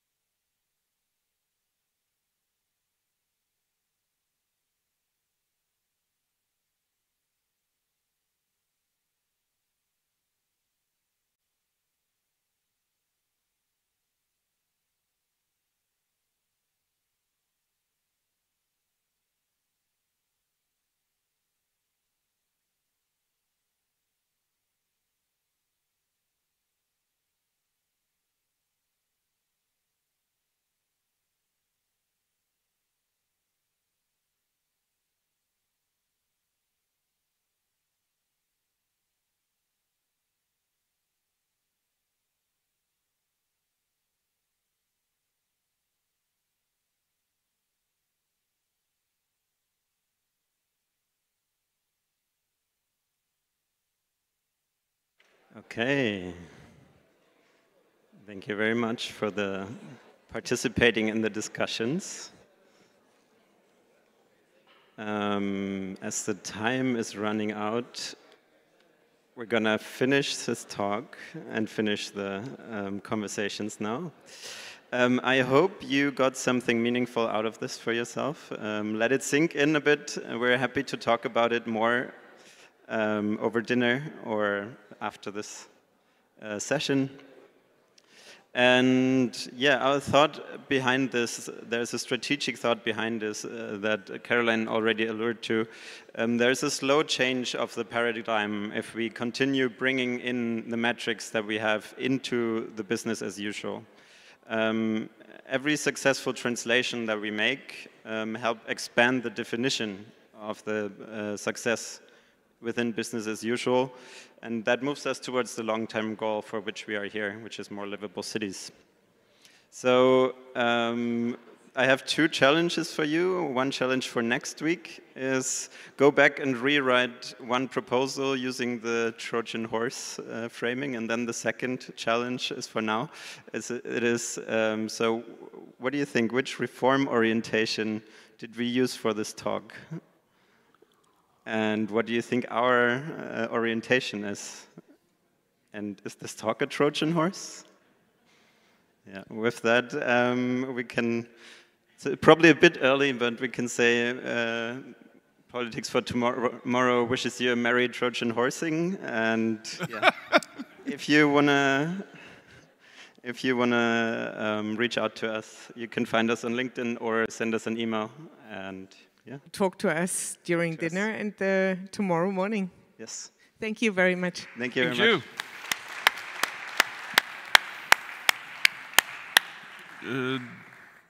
Genau. Yes, as you can see, I'm standing off the stage. So first of all, very, very, very big thank you to Politics of Tomorrow, for tomorrow, sorry.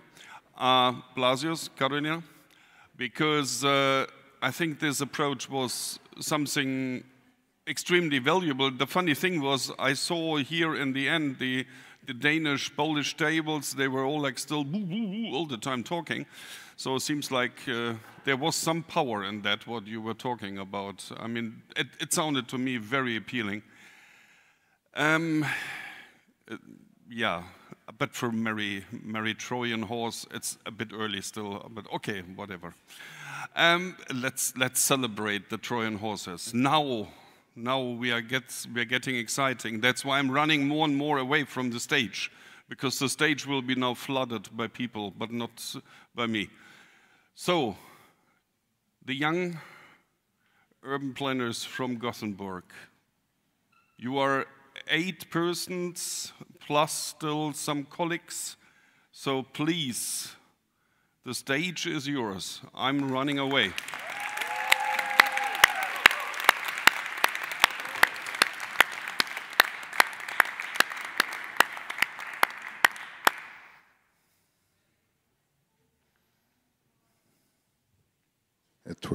There we go.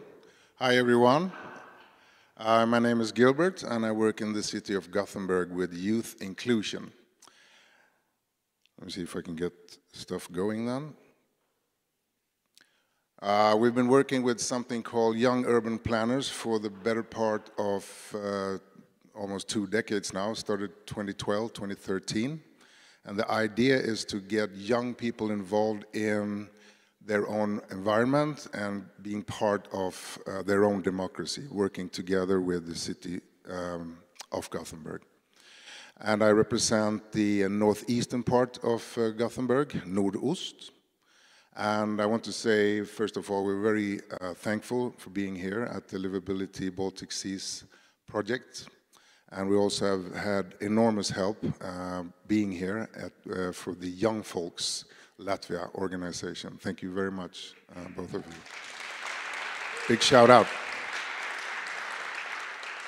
Also, today I bring with me 8 young colleagues. Yes, they are colleagues. They are on the payroll, helping us out with perspectives of the youth. What do youth see?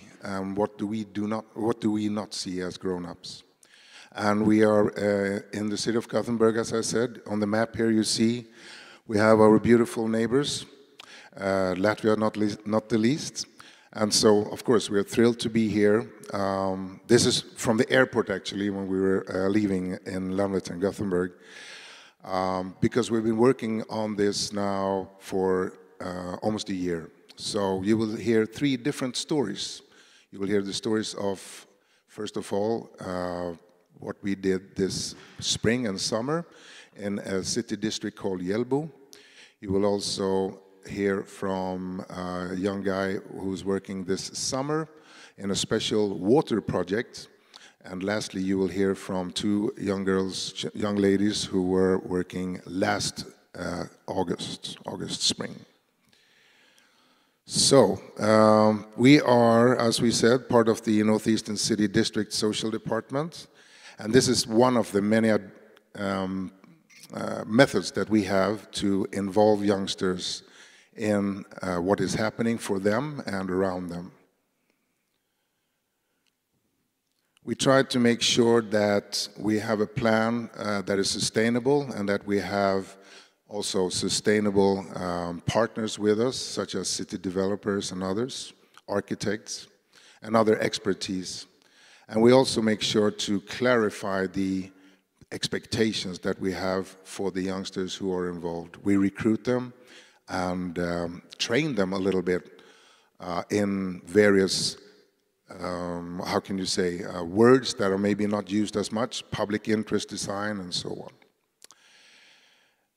And as I said before, thanks to our excellent EU and International Affairs Officer, Sofia Olsson-Kvist, big shout out to her. We have become part of this very important livability project. So thank you very much, Sofia. And now, I think it's time to introduce some of the youths. Enough with old people standing on stage. I will introduce Ibe. I will introduce Aldiana. I will say thank you to Abdi and Elma. Give them a lot of love because this is their first time doing this abroad. Hello, everybody. We are the Young Urban Planners, Nordust, and my name is Ibrahim. My name is Aldiana, and I live in Gamlestan. Hi, my name is Abdi, and I'm from Hjällbo, the place we're going to speak about. Hi, my name is Elma, and I'm also from Hjällbo. What is it like being a young urban planner? Being a young urban planner is exciting and rewarding. It's a chance to make a real difference and take part of different shaping how our city evolves. Sometimes even feels like being a superhero. You face new challenges day by day, but you're contributing to something meaningful. The work helps us understand how people live, travel, and interact in the city. It also gives us a stronger role in society and deeper awareness and needs a dream of the people around us. Click. What do I do as a young urban planner? Our work focuses on planning, developing, and improving the city. Surrounding in the real good creates substantial, functional, and attractive places where people can live and thrive. This can include interviewing residential, analyzing data about the area, and proposing new ideas for improvement. Much of the work is listening, understanding what life is really like, experience and attentions of planners. Decision makers ultimately is about improving life in the area and currently and the future of the generations. And now I'll give the phone.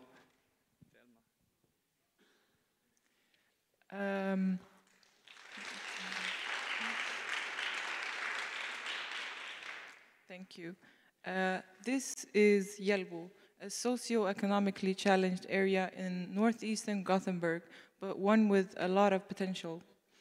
It was built in the 1960s as part of Sweden's Million Home program, and today has about 7,500 inhabitants. The main income, secondary level education, and the health numbers are significantly below the city average. There are 3 primary schools, and the neighborhood is built above a main road and tram stop, dividing it into 2 housing areas. Recently, the central square has also been refurbished with new shops, community services, a gym, a church, and a new youth center called Hemmaplan. And now I will give it to Ibe again.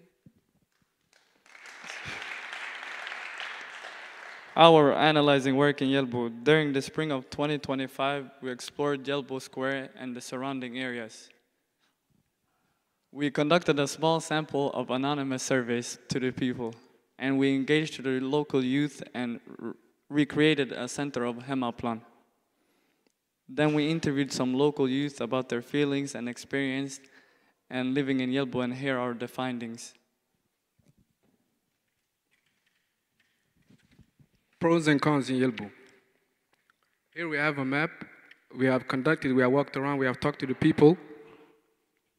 As you can see here, the hearts are for where Yelbu is appreciated, the places there are appreciated, and the stars are areas for improvement.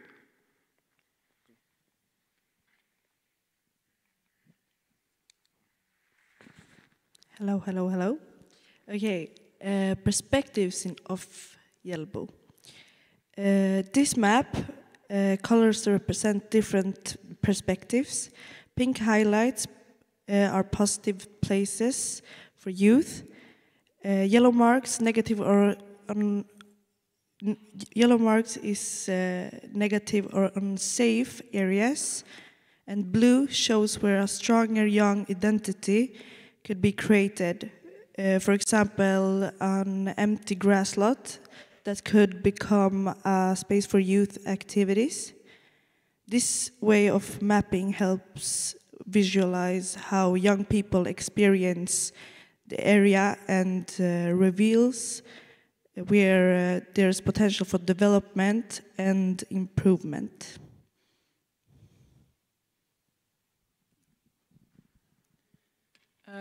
One major change that we observed was the ongoing construction going on around Yelbu Square. While development is important, it also creates temporary problems. Paths are sometimes blocked, and residents have to walk on parking lots or even on the roads to get to their own homes. For families, children, and elderly people, this can make everyday life more difficult and less safe. At the same time, we also noticed several examples of poor workmanship. Cables sticking out, hoses and wires running across walls and entrances.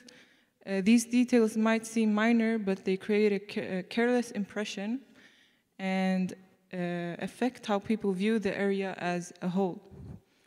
A better finish communicates pride and quality, and it helps residents feel valued.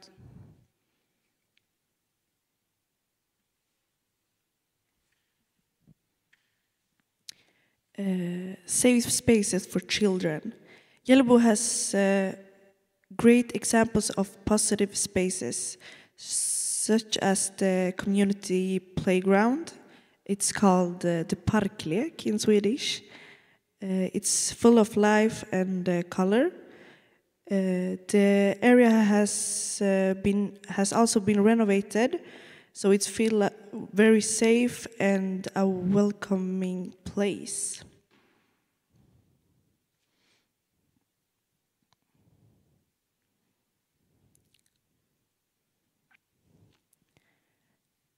Activities for children. There's also wonderful initiatives like Puffle and the Children's Cafe, where kids can play equipment for free and buy snacks. These pics makes a real difference in the daily lives of local families. Low-cost activities can strengthen community spirit and create space for young people.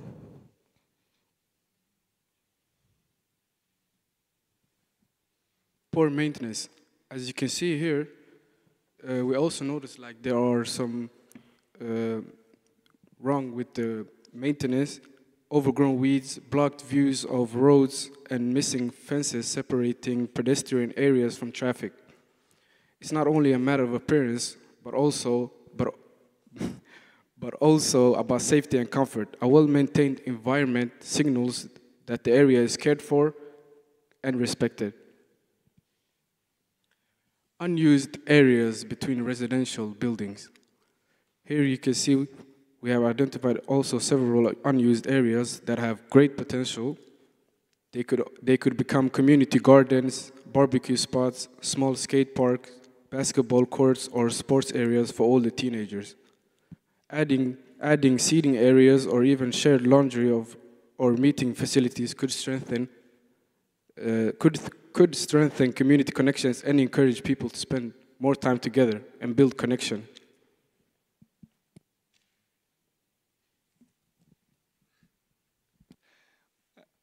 I thank our colleagues for the great presentation, and now we'll be watching a small movie that was presented by our colleague. Here's some of the questions that have been asked.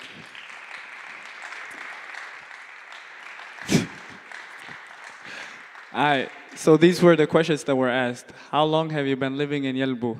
What do you think about Yelbu? Has anything changed in Yelbu since you came here? What do you think is good with Yelbu? What do you think is bad with Yelbu? And finally, do you enjoy living in Yelbu? Oh, do you think anything needs to be changed in Yelbu? And that's something my colleague Hina will be talking about.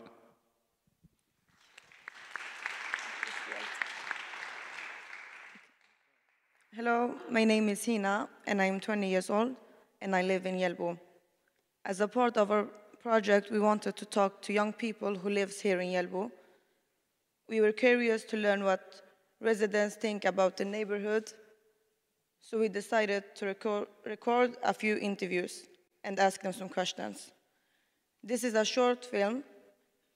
You get to hear their experience.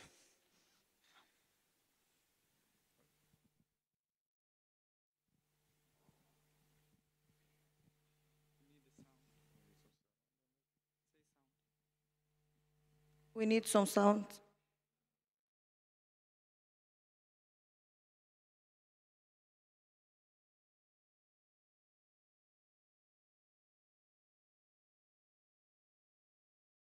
Nästan 6 månader, 8 månader. Det är för mycket spännande. Hela livet? Hela livet. Jag har bott här sen jag föddes. Sen du föddes? Hela mitt liv. Vad tycker du är bra med Yelbu?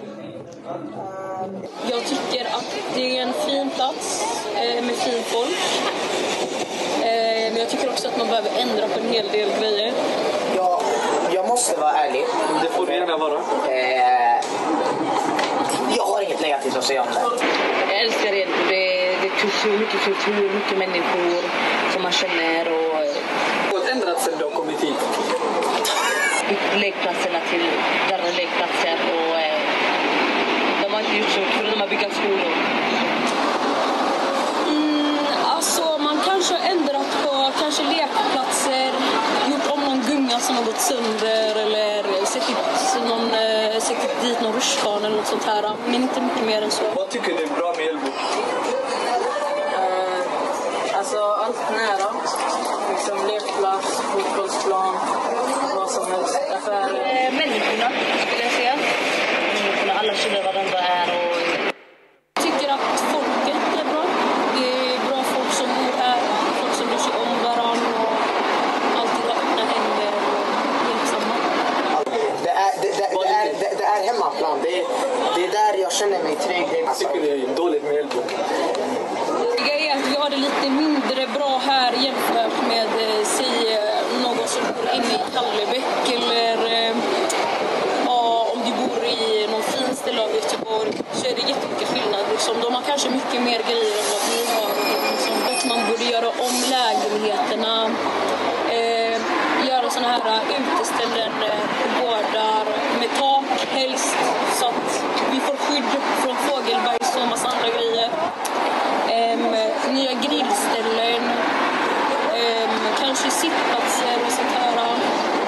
Lite mer plantageställen så att man kan plantera och ha alltså intressen. Ja. Alltså Hjällbo är bara en bra plats. Alltså, så här, det känns bra. Typ, alla är så trevliga. Ja, det var bra. Nej, tamam. Sen eller? Nej, kanske nästa gång inte mer. Nej, tamam. Kallar det. Nu börjar jag prata. Nej. Du börjar eller jag? Nej, du. Okej. Nej. Sen.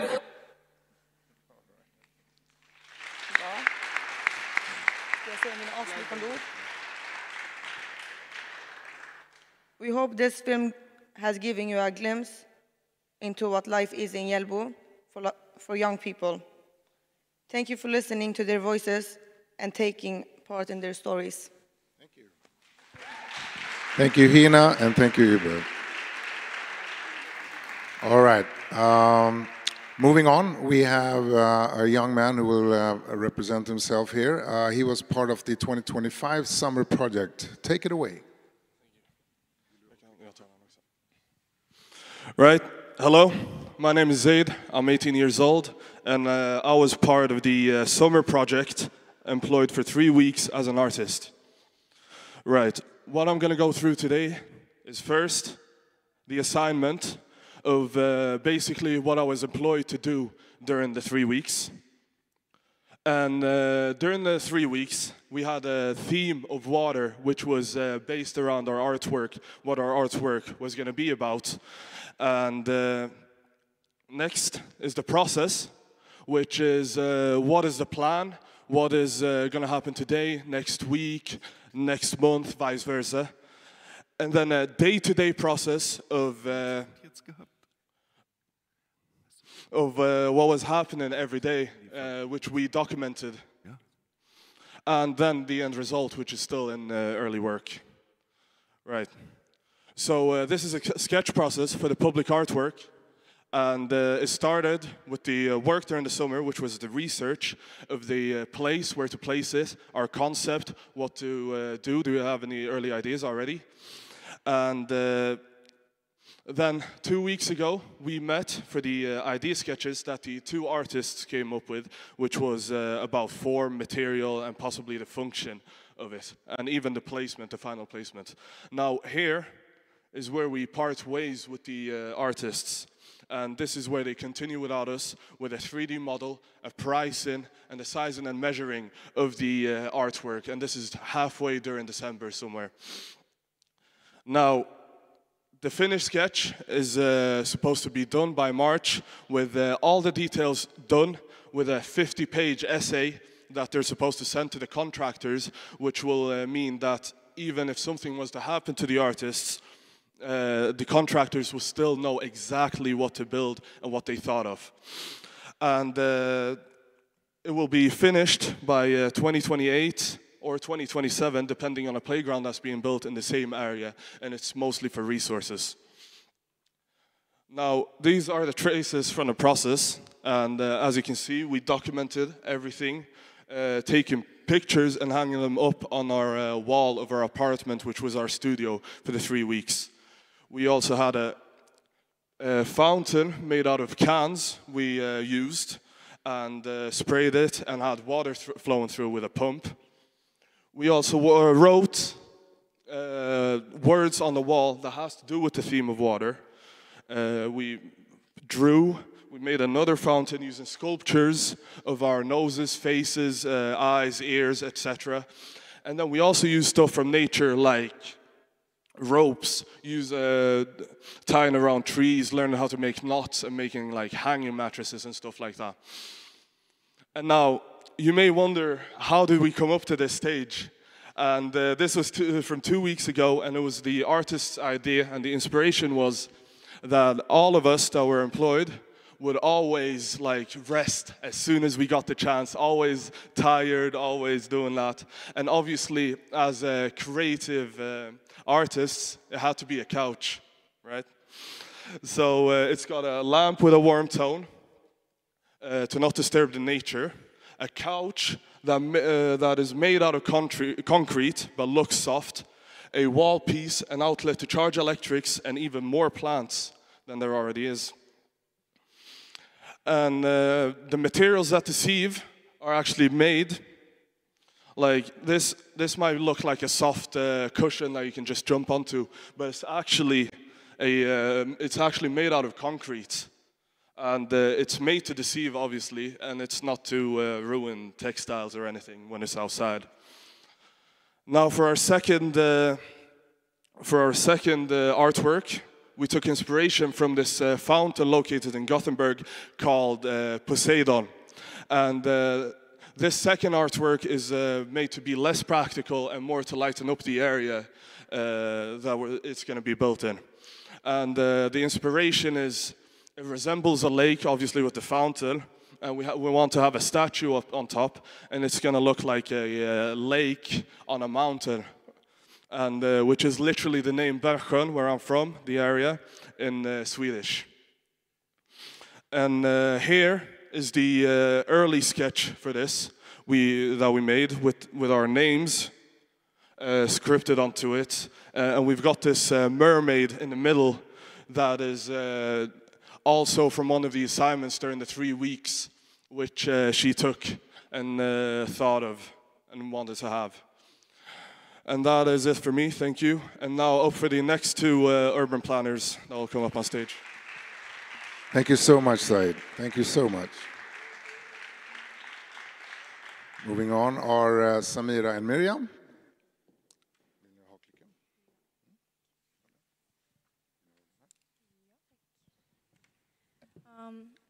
Sveiki everyone, my name is Samira and this is Miriam, and we're also young urban planners.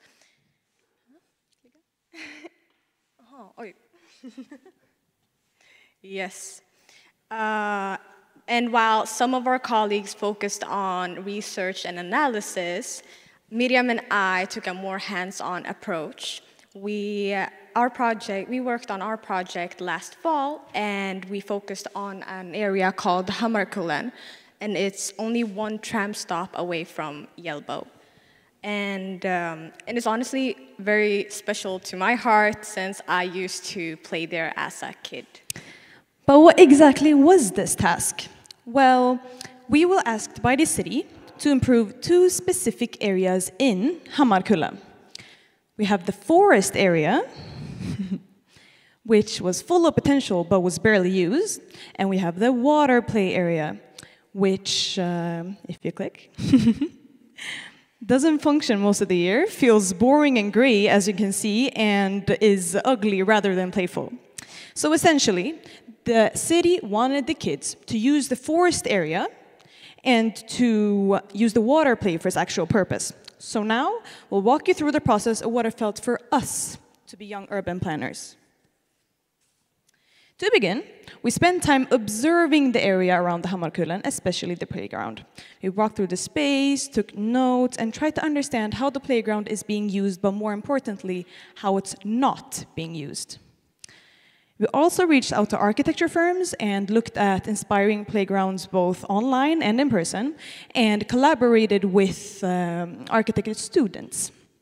This helped us understand what makes a playground feel safe, special, and interesting for kids. And at the same time, we started building on a list of design criteria, and we divided it into 2 parts. Things that were required, like better lighting and a clearer path leading to the forest, and also things that were nice to have, like a very big slide. And it looked something like this, and it was constantly evolving as we came up with new ideas. To make sure we weren't just designing for kids, but with them, we held a workshop in the area. And to create a creative spark within the kids was kind of difficult at first. So what we did was that we went up to the forest zone together. We tried to play there, tried to inspire them, and then used clay to shape their ideas. The ideas that we got were kind of interesting. Some were tricky, like dinosaurs. But some were actually useful and really meaningful, such as tree swings and ground paintings. But we always focused on the kids' input, not the parents, because we wanted their voice to lead the design. Yes. And with all the input we gathered, we started shaping our ideas through sketches, clay models, and collages. And it was a lot of back and forth, testing and adjusting, refining, and in the end, we made a mini model of the redesigned play area. And we also created an exhibition to present it all. It brought together everything we learned and imagined, and it was a great way to show what a more playful and welcoming Hammarkullen could look like. And before we wrap up, we're happy to say that one of our designs actually already made it into the real world. In our model, we transformed an ugly, outdoor, unused shower into something playful while still keeping its original structure by building a character around it. We called it the Hammer Shark. Oh, it's not working. Ta-da!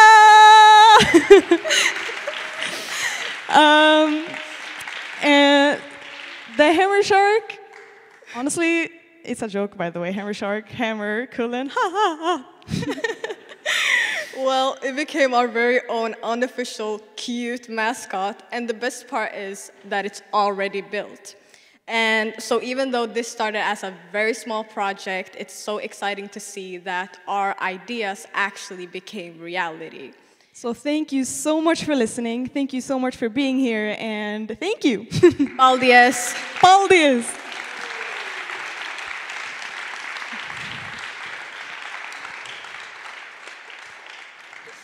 We are welcoming questions now. If there are any questions.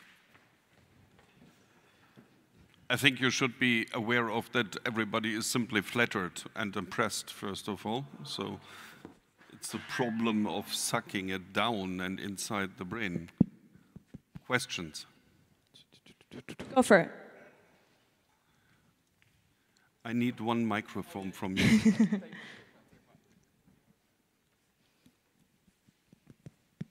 I was just curious, was it the first time you did something like that and the first time that the city approached you with this proposal? Should I answer? I know that we're not the first group, so we're young urban planners. Our project and the way we worked was not the first time we had young urban planners.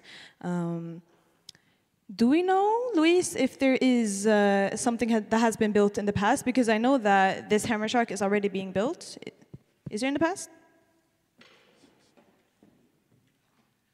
Yeah, it's been important for us to do that things should happen. It shouldn't be theoretical only. So we have some squares that have been improved after the youth plan, mostly like they said, adjusted to budget, but otherwise.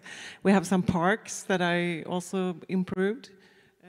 We have this art project will be happening also. So that was a new thing to us to work together with the culture department and not with the city builder. So I can add that the group before us actually worked in Bergsjön, like many of us are from. And in Bergsjön, the task was to reform where the trams go, a station. And that is being built right now. So to answer your question, it's not the first time. And I'm proud to say this is not the first time. Are there any new questions? Yes? Christina. What made you interested in becoming young urban planners? What was the question? Why did you decide to be young urban planners? So from my perspective, why I wanted to be a young urban planner was to actually show that other people could actually participate and be together to make something bigger than just a voice.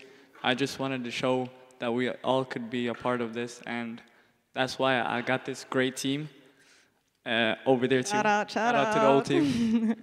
And I got a lot of good mentors at work, and Gilbert. Shout out to Gilbert. Yeah, shout out Gilbert. We can't forget Medina too. But we also got a lot of like colleagues and mentors from other places.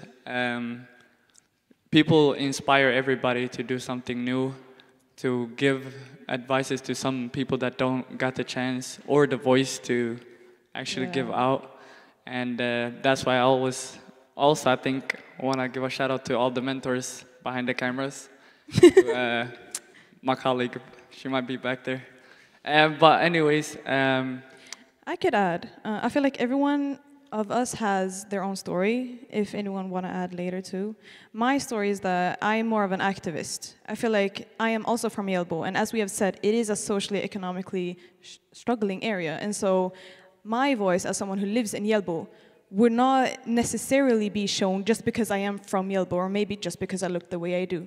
And so for me to get this chance, for me to be able to make society a better place, it makes me proud, and it makes me it is something that I always want to be a part of. You want to add something? I mean, just a short note, maybe the last one, because we really are getting out of time. Okay. So for me, I searched for a summer job, and one of the chances were an urban developer. And during the time, I worked with Gilbert's colleague, Nicholas. I hope you're watching this. And it was really a chance for me to change something in a place I love. I've grown up in it. And it was mostly chance for me to get the job. And I got it, and here we are. Thank you. Thank you. Thank you.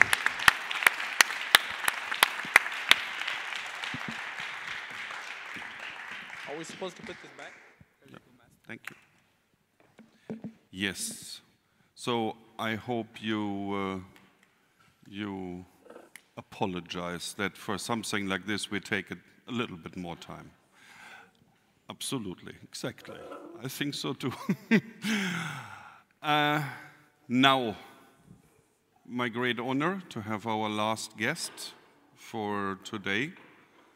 Not the last speaker, but the last guest, definitely. Somebody who wants to inspire us to think and act a little bit different. Nikolai Sveistrup, please. Thank you. Do you have the clicker?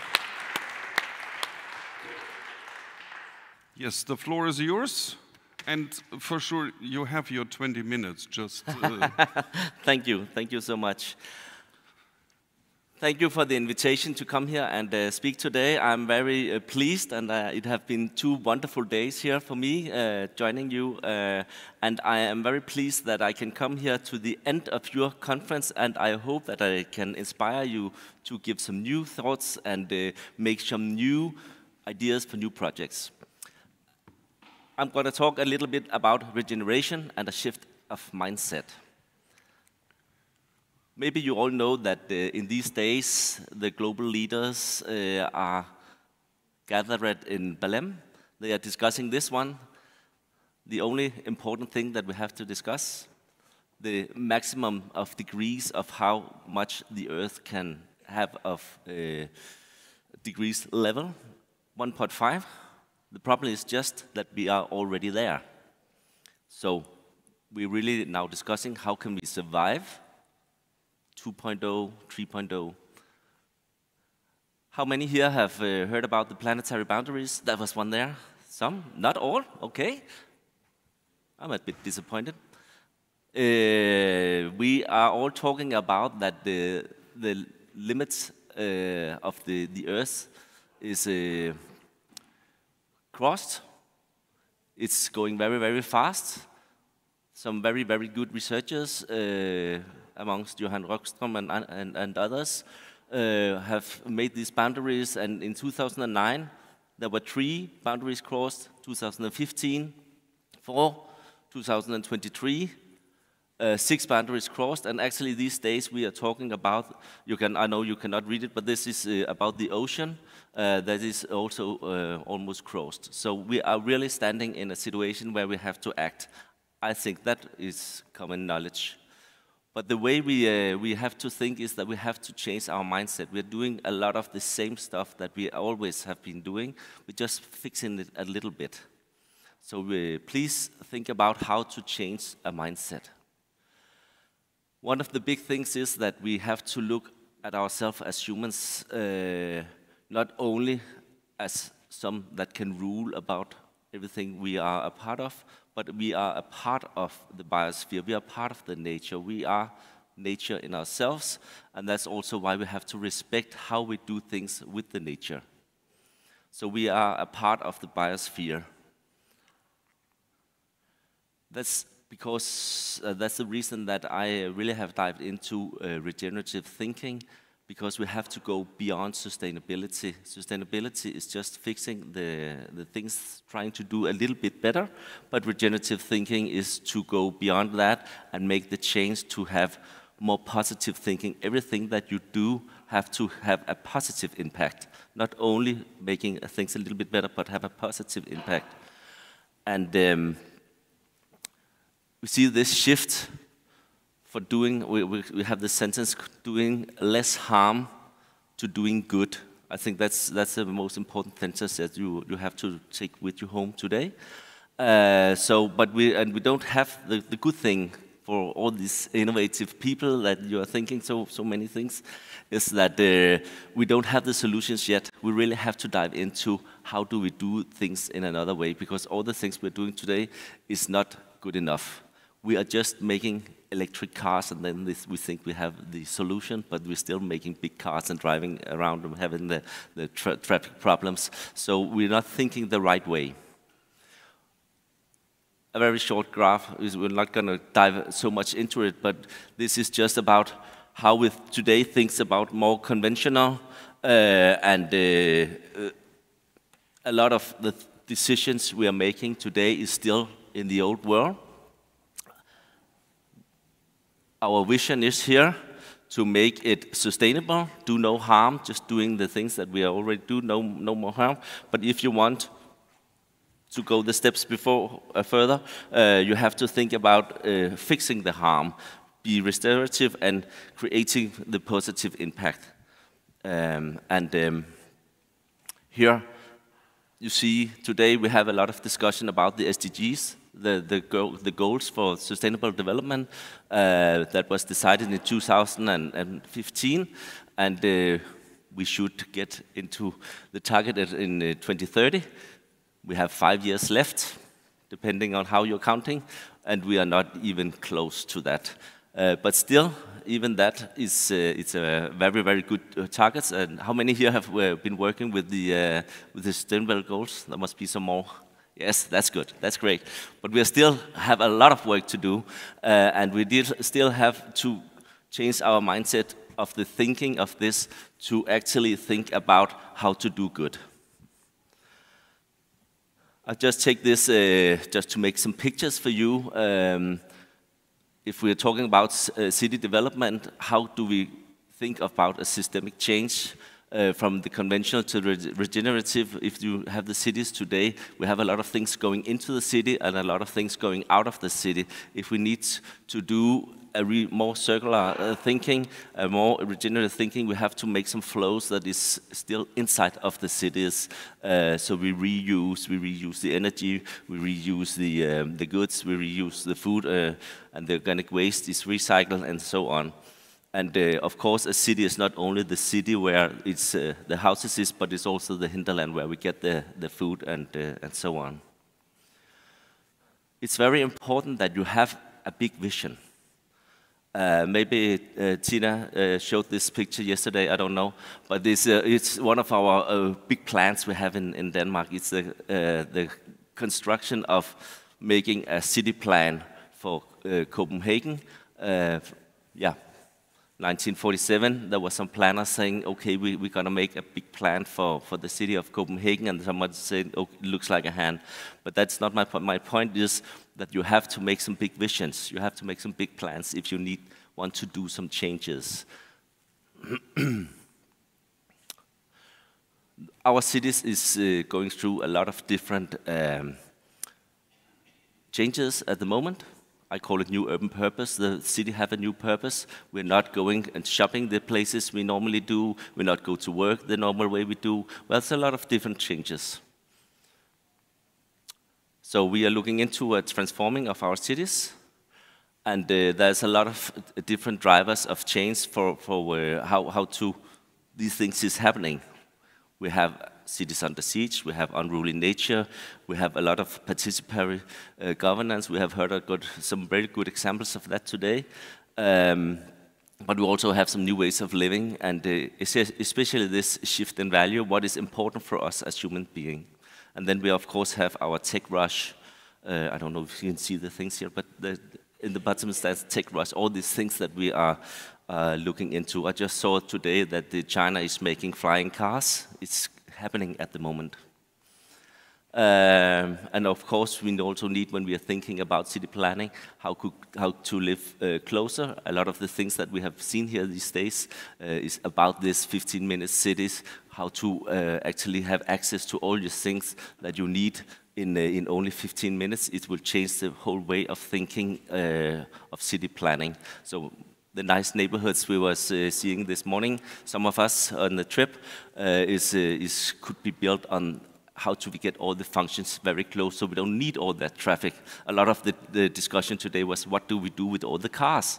Maybe we should do something else, and not just discuss how to do the cars.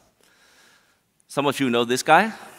I know this is one of our big heroes in Denmark, and he's also a global leader for the thinking of making city livable. And Jan Gehl is now an old man, but he's still running a lot of good initiatives around in the world. But his message is very much that we need to invite people to play and think about how they move in the streets, so you can make these vibrant cities. And in Copenhagen, we try to do that. I have this picture because of two reasons. The one thing is, if you allow people to be creative, they are really doing it. I mean, there's so many places where we have the space to do it, and we're really trying to do that in Copenhagen. But the issue is also that the places where people can be creative are also the places where we want to build new houses. So there's a big pressure on how many places that people actually can be creative in the future. But just to say that when we are planning for these new areas, it's very good to have these creative spaces, as we also saw in the neighborhood house today. Another thing is that we are changing. What is a family today? I think in Denmark we have 39 different kinds of families, but we are still planning for 2 parents and 2 kids when we build a lot of the houses. But a family today is very, very different from a family just 20 years ago. Another thing is that we are getting older. And we're not just getting older, but we also demand more when we are getting older. We really want to do something else, and we really want to live our life much longer than we used to. Actually, we have about 100 million dancing grannies in China. So things are changing, and we also have to take that into our livability thinking of the city planning. And then the more serious part of it is also that I've been working with livability for many, many years, but one of the things we are, of course, are talking about, and especially here in the Baltics, is more survivability. Now I have been talking a lot about the climate, but also, of course, all these threats that we have, we really are changing the way we are living. And we, of course, have the big pressure from your neighbors here, but it's also a lot of other things. The climate, it's all over. We need to get closer. Today we are talking about livability, this that we actually can help each other. Maybe some of you have seen the Danish movie, Families Like Ours, but it's all about the social resilience. How can we get stronger? How can we work together? And we only can do that if we know each other. All these neighborhood programs is very important because the social resilience is where you actually can know each other, can help. You also know that this is an old lady there that we maybe is not talking with so many people, but the neighborhood knows it. So when the problem is there, then we can help each other. All these things is also changing a lot of our functional urban spaces. This is a park in Copenhagen, very nice park. As you can see, the people is living there. But the really important part of this park is actually just a water basin when it's really flooded in Copenhagen. Yeah, and of course we need a place-based local development. We really need to see how can we use this. We have a global market today, but how can we focus on the values that we have just nearby? What is the resources? What is the things that we need? What can we build of? What can we use? What is the food that we can use? How can we make a more place-based local development? We also have a lot of new ways to live. I was talking about these apartments, but many places. These are pictures from all over the world where people are gathering and trying to live in another way, where we are more social, can help each other. And there is so many good examples for that, but it's still I think it's still important because then we can have more people and less area, so we don't have to use that many resources. And then, what is the dream pictures? We have a lot of architects around in the world, and some of the Danes also really try to do a change. This is a picture of one of our companies called Third Nature, who's trying to see how can we have this living on this purpose if we have all these things that we want to do and live in another way where we don't do no harm, where we can combine our food production, social inclusion, the utility, and the low carbon architecture is also a very big issue for us. And maybe just have to translate one Danish word is called vinbar. It's a wine bar. Probably also these guys, I know the guys, they are in the mid-50s. So there's some people that really think it's important that we have this social parts. But also the streams and how to be close to nature and also have a lot of biodiversity very close to where we live. I have been traveling around all the Nordic countries, discussing this at the democracy festivals, how to live in the future. And it was very interesting for me because a lot of places, and I didn't inspire it, but they really said that, why do we have to live so fast? I mean, we have all these problems and we're trying to solve them, but if we just slow down a little bit, then we don't use all these things that is too much. So the slow down movement is actually very big. So there's also this changing of the mindset. And this is my own lamp over fire. It's one of my passions. Sorry, I couldn't help bringing it. And also this from one of my friends in Klitmøller, a small town where people really are trying to do and make another kind of living, give slow a chance. So my big message to you today is that we really need another kind of leadership, and you are the changing leaders. You are the change makers in this world. So where we take not just what is feasible, but also what is necessary if we want life to flourish. Not only life for human, but also life for all the nature and the animals. So, of course, my message is to you: is you go home, take home a regenerative leadership with you, and remember that all the decisions we make today, all of them, is making the future of tomorrow, or 20 years, or 50 years. Many of the decisions we see today is really going to change the way we look at our cities in 20 years. And it sounds so banal, but it's not, because we don't think about it.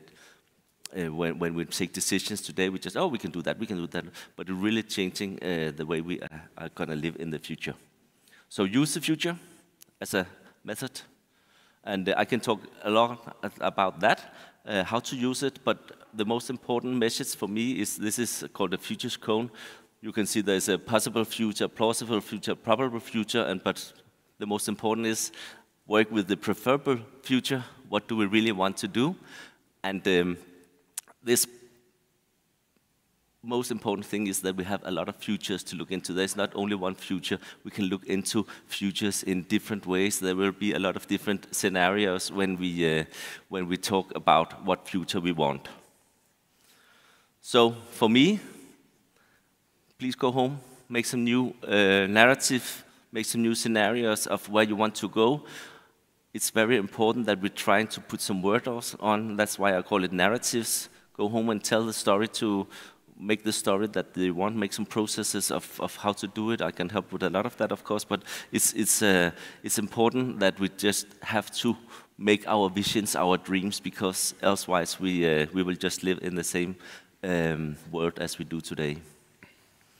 I call my project Evolve, and it's because that we need to evolve to the next level.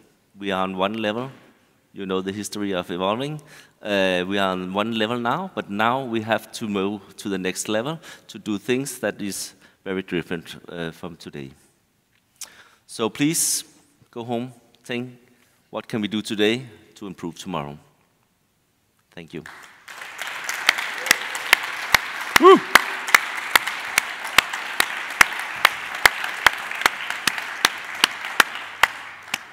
Thank you very much. Thank you, Nikolai. Unfortunately, and for technical reasons, we really strictly have to finish at 5. I can't anymore allow any questions. Otherwise, we are getting out of line. And as I know, you have a flight. Yeah. Catch, yes. I have a flight. It's not really fitting into my story, sorry. Yeah, but then how else do you want to get back to Copenhagen? No, they'll take the boat around. You can paddle. I mean. Thank you so much. Thank you.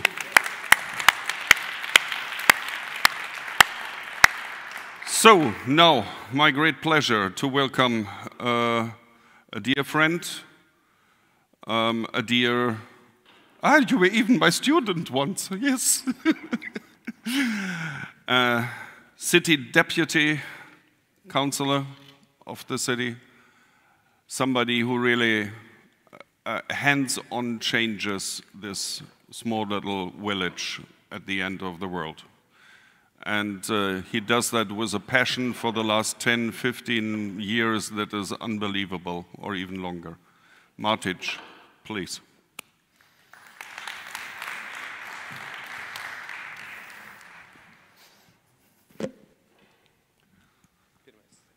So I have bad news. They're going to cut the electricity at 5, so I need to be quick. Yeah. So the presentation I have here is actually, well, my presence here is going to be divided in 2 parts. The one is going to be a very quick look into this charter pilot that we developed during the project, and the other one is going to be farewell words together with Dirk. So Dirk, be prepared. In 5 minutes, we do the stuff, right? So at first, during the project, as you might have heard yesterday and also today, we created this charter of livability, and we wanted to find out ways how to make it work. That is not only a document, but maybe we can give a little bit of practical meaning to that. So today I'm going to show you how the whole workshop of charter pilot would look like, but very quickly, right? So I will be talking about the project. I'll be talking about the public interest design, that it's important for the project, what is a public interest design, it's a lot of slides, and then I would ask everyone, what is a livable city to you? And then we would go down to this first slide that actually just explains the characteristics of what a livable city is for our project. But you all know that, or many of you know this, so I'm just going to run through because the electricity, right? And then, of course, A very important slide that we included in this workshop is to explain the participants what is the Charter and what is the purpose of it. But basically the most important part of the Charter is to introduce these public interest design principles into public administrations and create livable cities from there. I would introduce the principles. Many of you know this, but I'm not going to linger on that. I would talk about the pilot in Riga, and I think every city should do that, and then we would talk about other partner cities as well. I don't have all of the partner cities here. Someone is missing, sorry. There. So it's another slide. And so that would be the very first part, the very first 10 minutes of the workshop, because we know that most of the people that would apply for the workshop, they actually have no clue what's going on. They have no idea what this project is about. They have no idea what are we going to do, what is livability, and maybe have some doubts about that. And then the most important part would be the whole creative process, and this would be the very first slide. It's like, why are we actually doing that? And the most important thing, of course, is just to test whether the Charter works, to test can we measure the city by using the Charter, and to improve the Charter itself, but also set tasks and activities we can do to improve the city. And then what would follow, of course, it was a very important challenge for us to actually, not like promise, but give people an idea that it's not just a thing we do for 2 hours, but there also is a continuation. So there is maybe a list of activities we can do, and we can try to put into action plans of cities. And then we would give them a promise. This is how it will look. So we would go through all of the principles, we would have discussions within groups, and then we would give this average mark of each of the principle. And this is a result from Charter piloting workshop with the city specialists. They weren't very positive about design for public good, but we're going to talk about that later. So we actually wanted to visualize the results we get through the Charter pilot process, and I'm going to show you some other examples. But this is basically the workshop. So it will be divided in 3 parts. So at first we would divide people in groups, and they would find out who they are, because usually they don't know each other. Then we would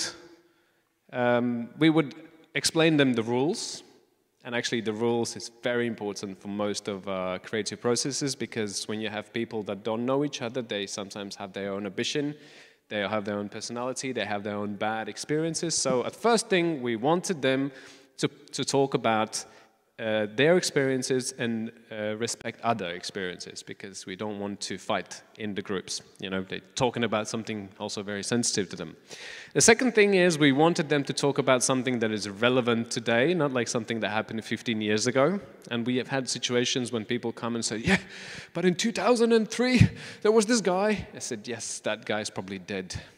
We don't want to talk about these things. We want to talk about what happens now. And of course, start with the good thing, evaluate the principles from 1 to 6. We decided that's how we're going to roll, not 1, 5, 1, 10. So 1 is the worst, 5 is the best, 6 is the best. Someone would write down the ideas, and yeah, so that's it.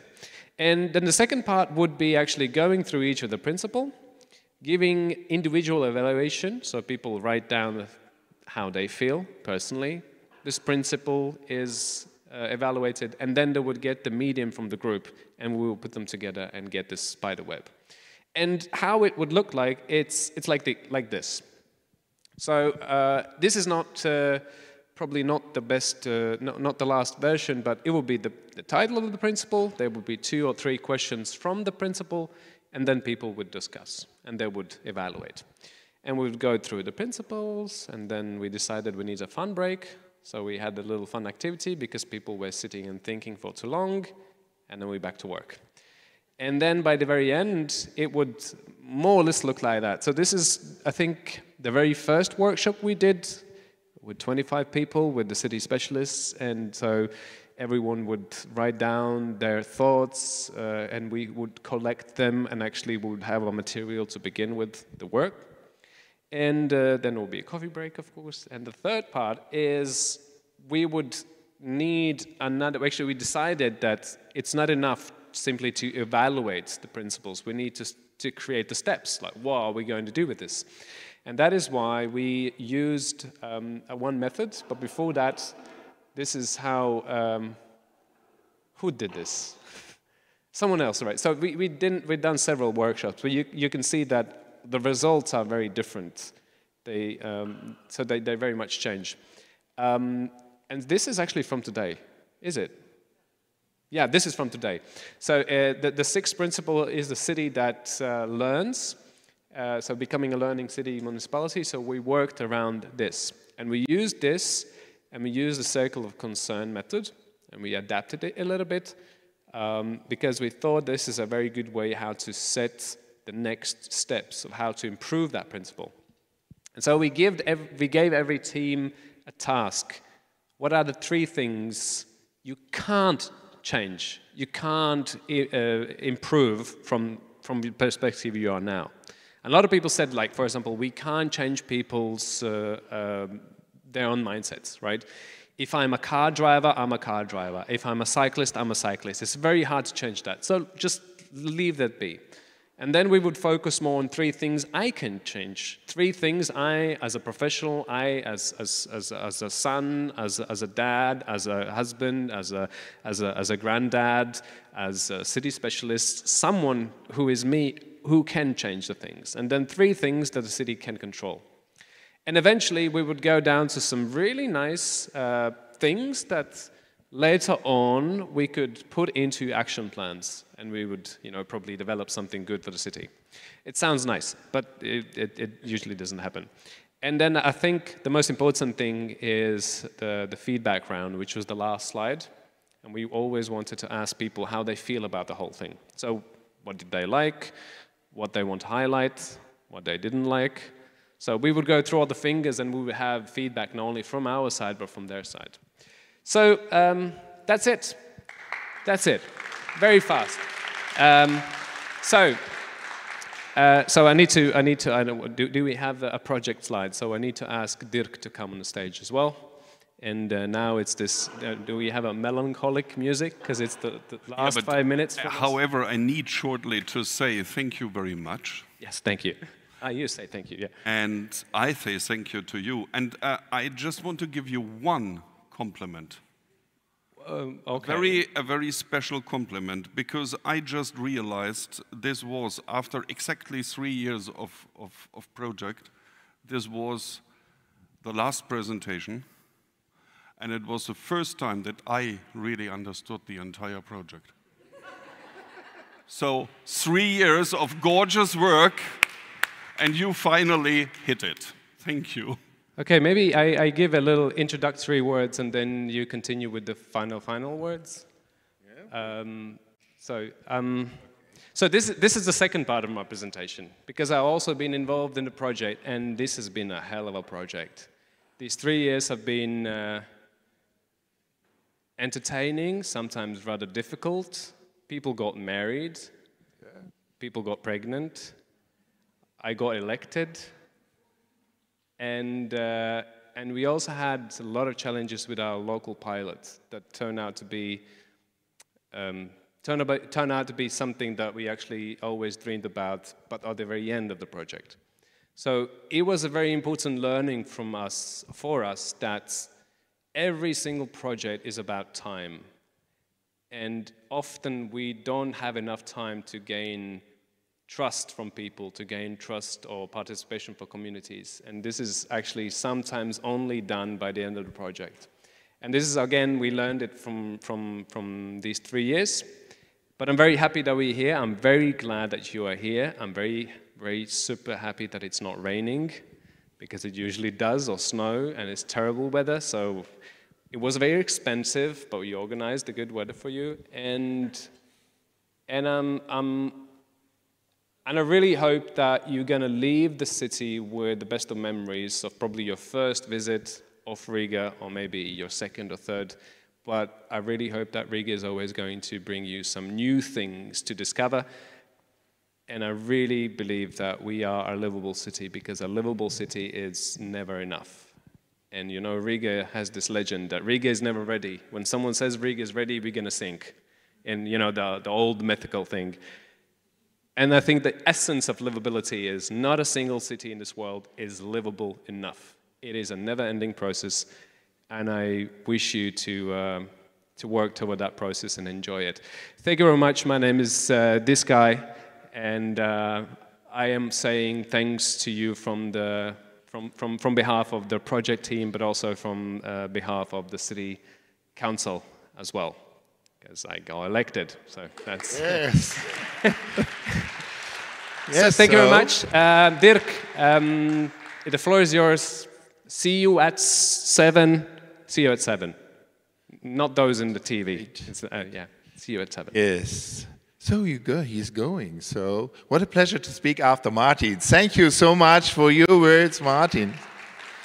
And this is a time to say thank you to the team of the Riga city. That's Martin's, yes, but it's Lisa, it's Ivona, and it's Anita. Yes.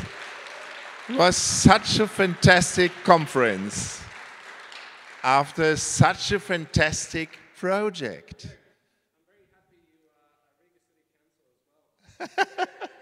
Yes, I didn't tell you before, but so you learned from me. I was 16 years in the Council of Kiel, and so I can learn from me. So, yes, I don't know if you think the same like me.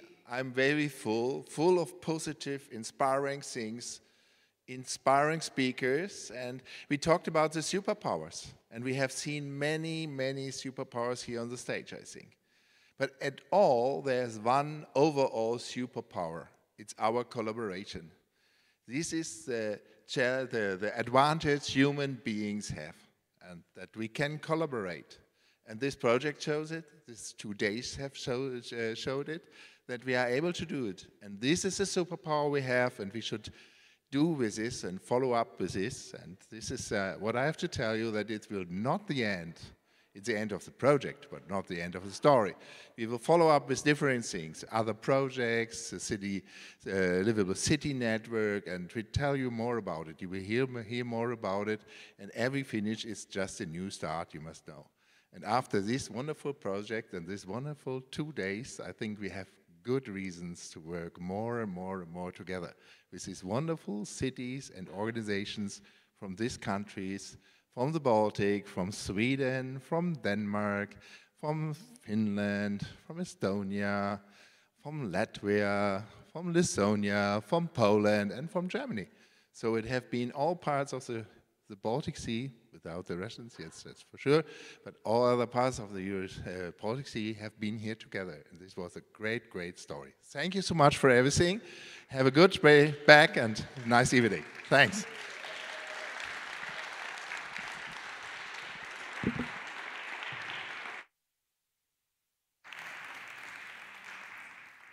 So, thank you all for the day. That was it. That was the project. That was the day. That was the conference in Riga. 7 o'clock tonight, as we cannot say that often enough, because there is something indicated with 8 o'clock. And wonderful, wonderful thank you to Dirk, because I believe you are the host of all of these ideas for a long time already. Thank you. Seriously. You can talk as much about collaboration. If your brain wouldn't be there, then this whole collaboration wouldn't function. So that's the point. I want to thank you all. Here are many friends in the room. I want to say something in the end that I have promised to myself and to one probably closest friend in this round. I need to say in the end, this probably a bit similar to that what Martin already mentioned. This project was bringing out some of the best things that I've seen in my life and some of the very worst things that I will never like to meet again in a project. But it's learning, that's what they say. So let's close it down now. Have a wonderful evening.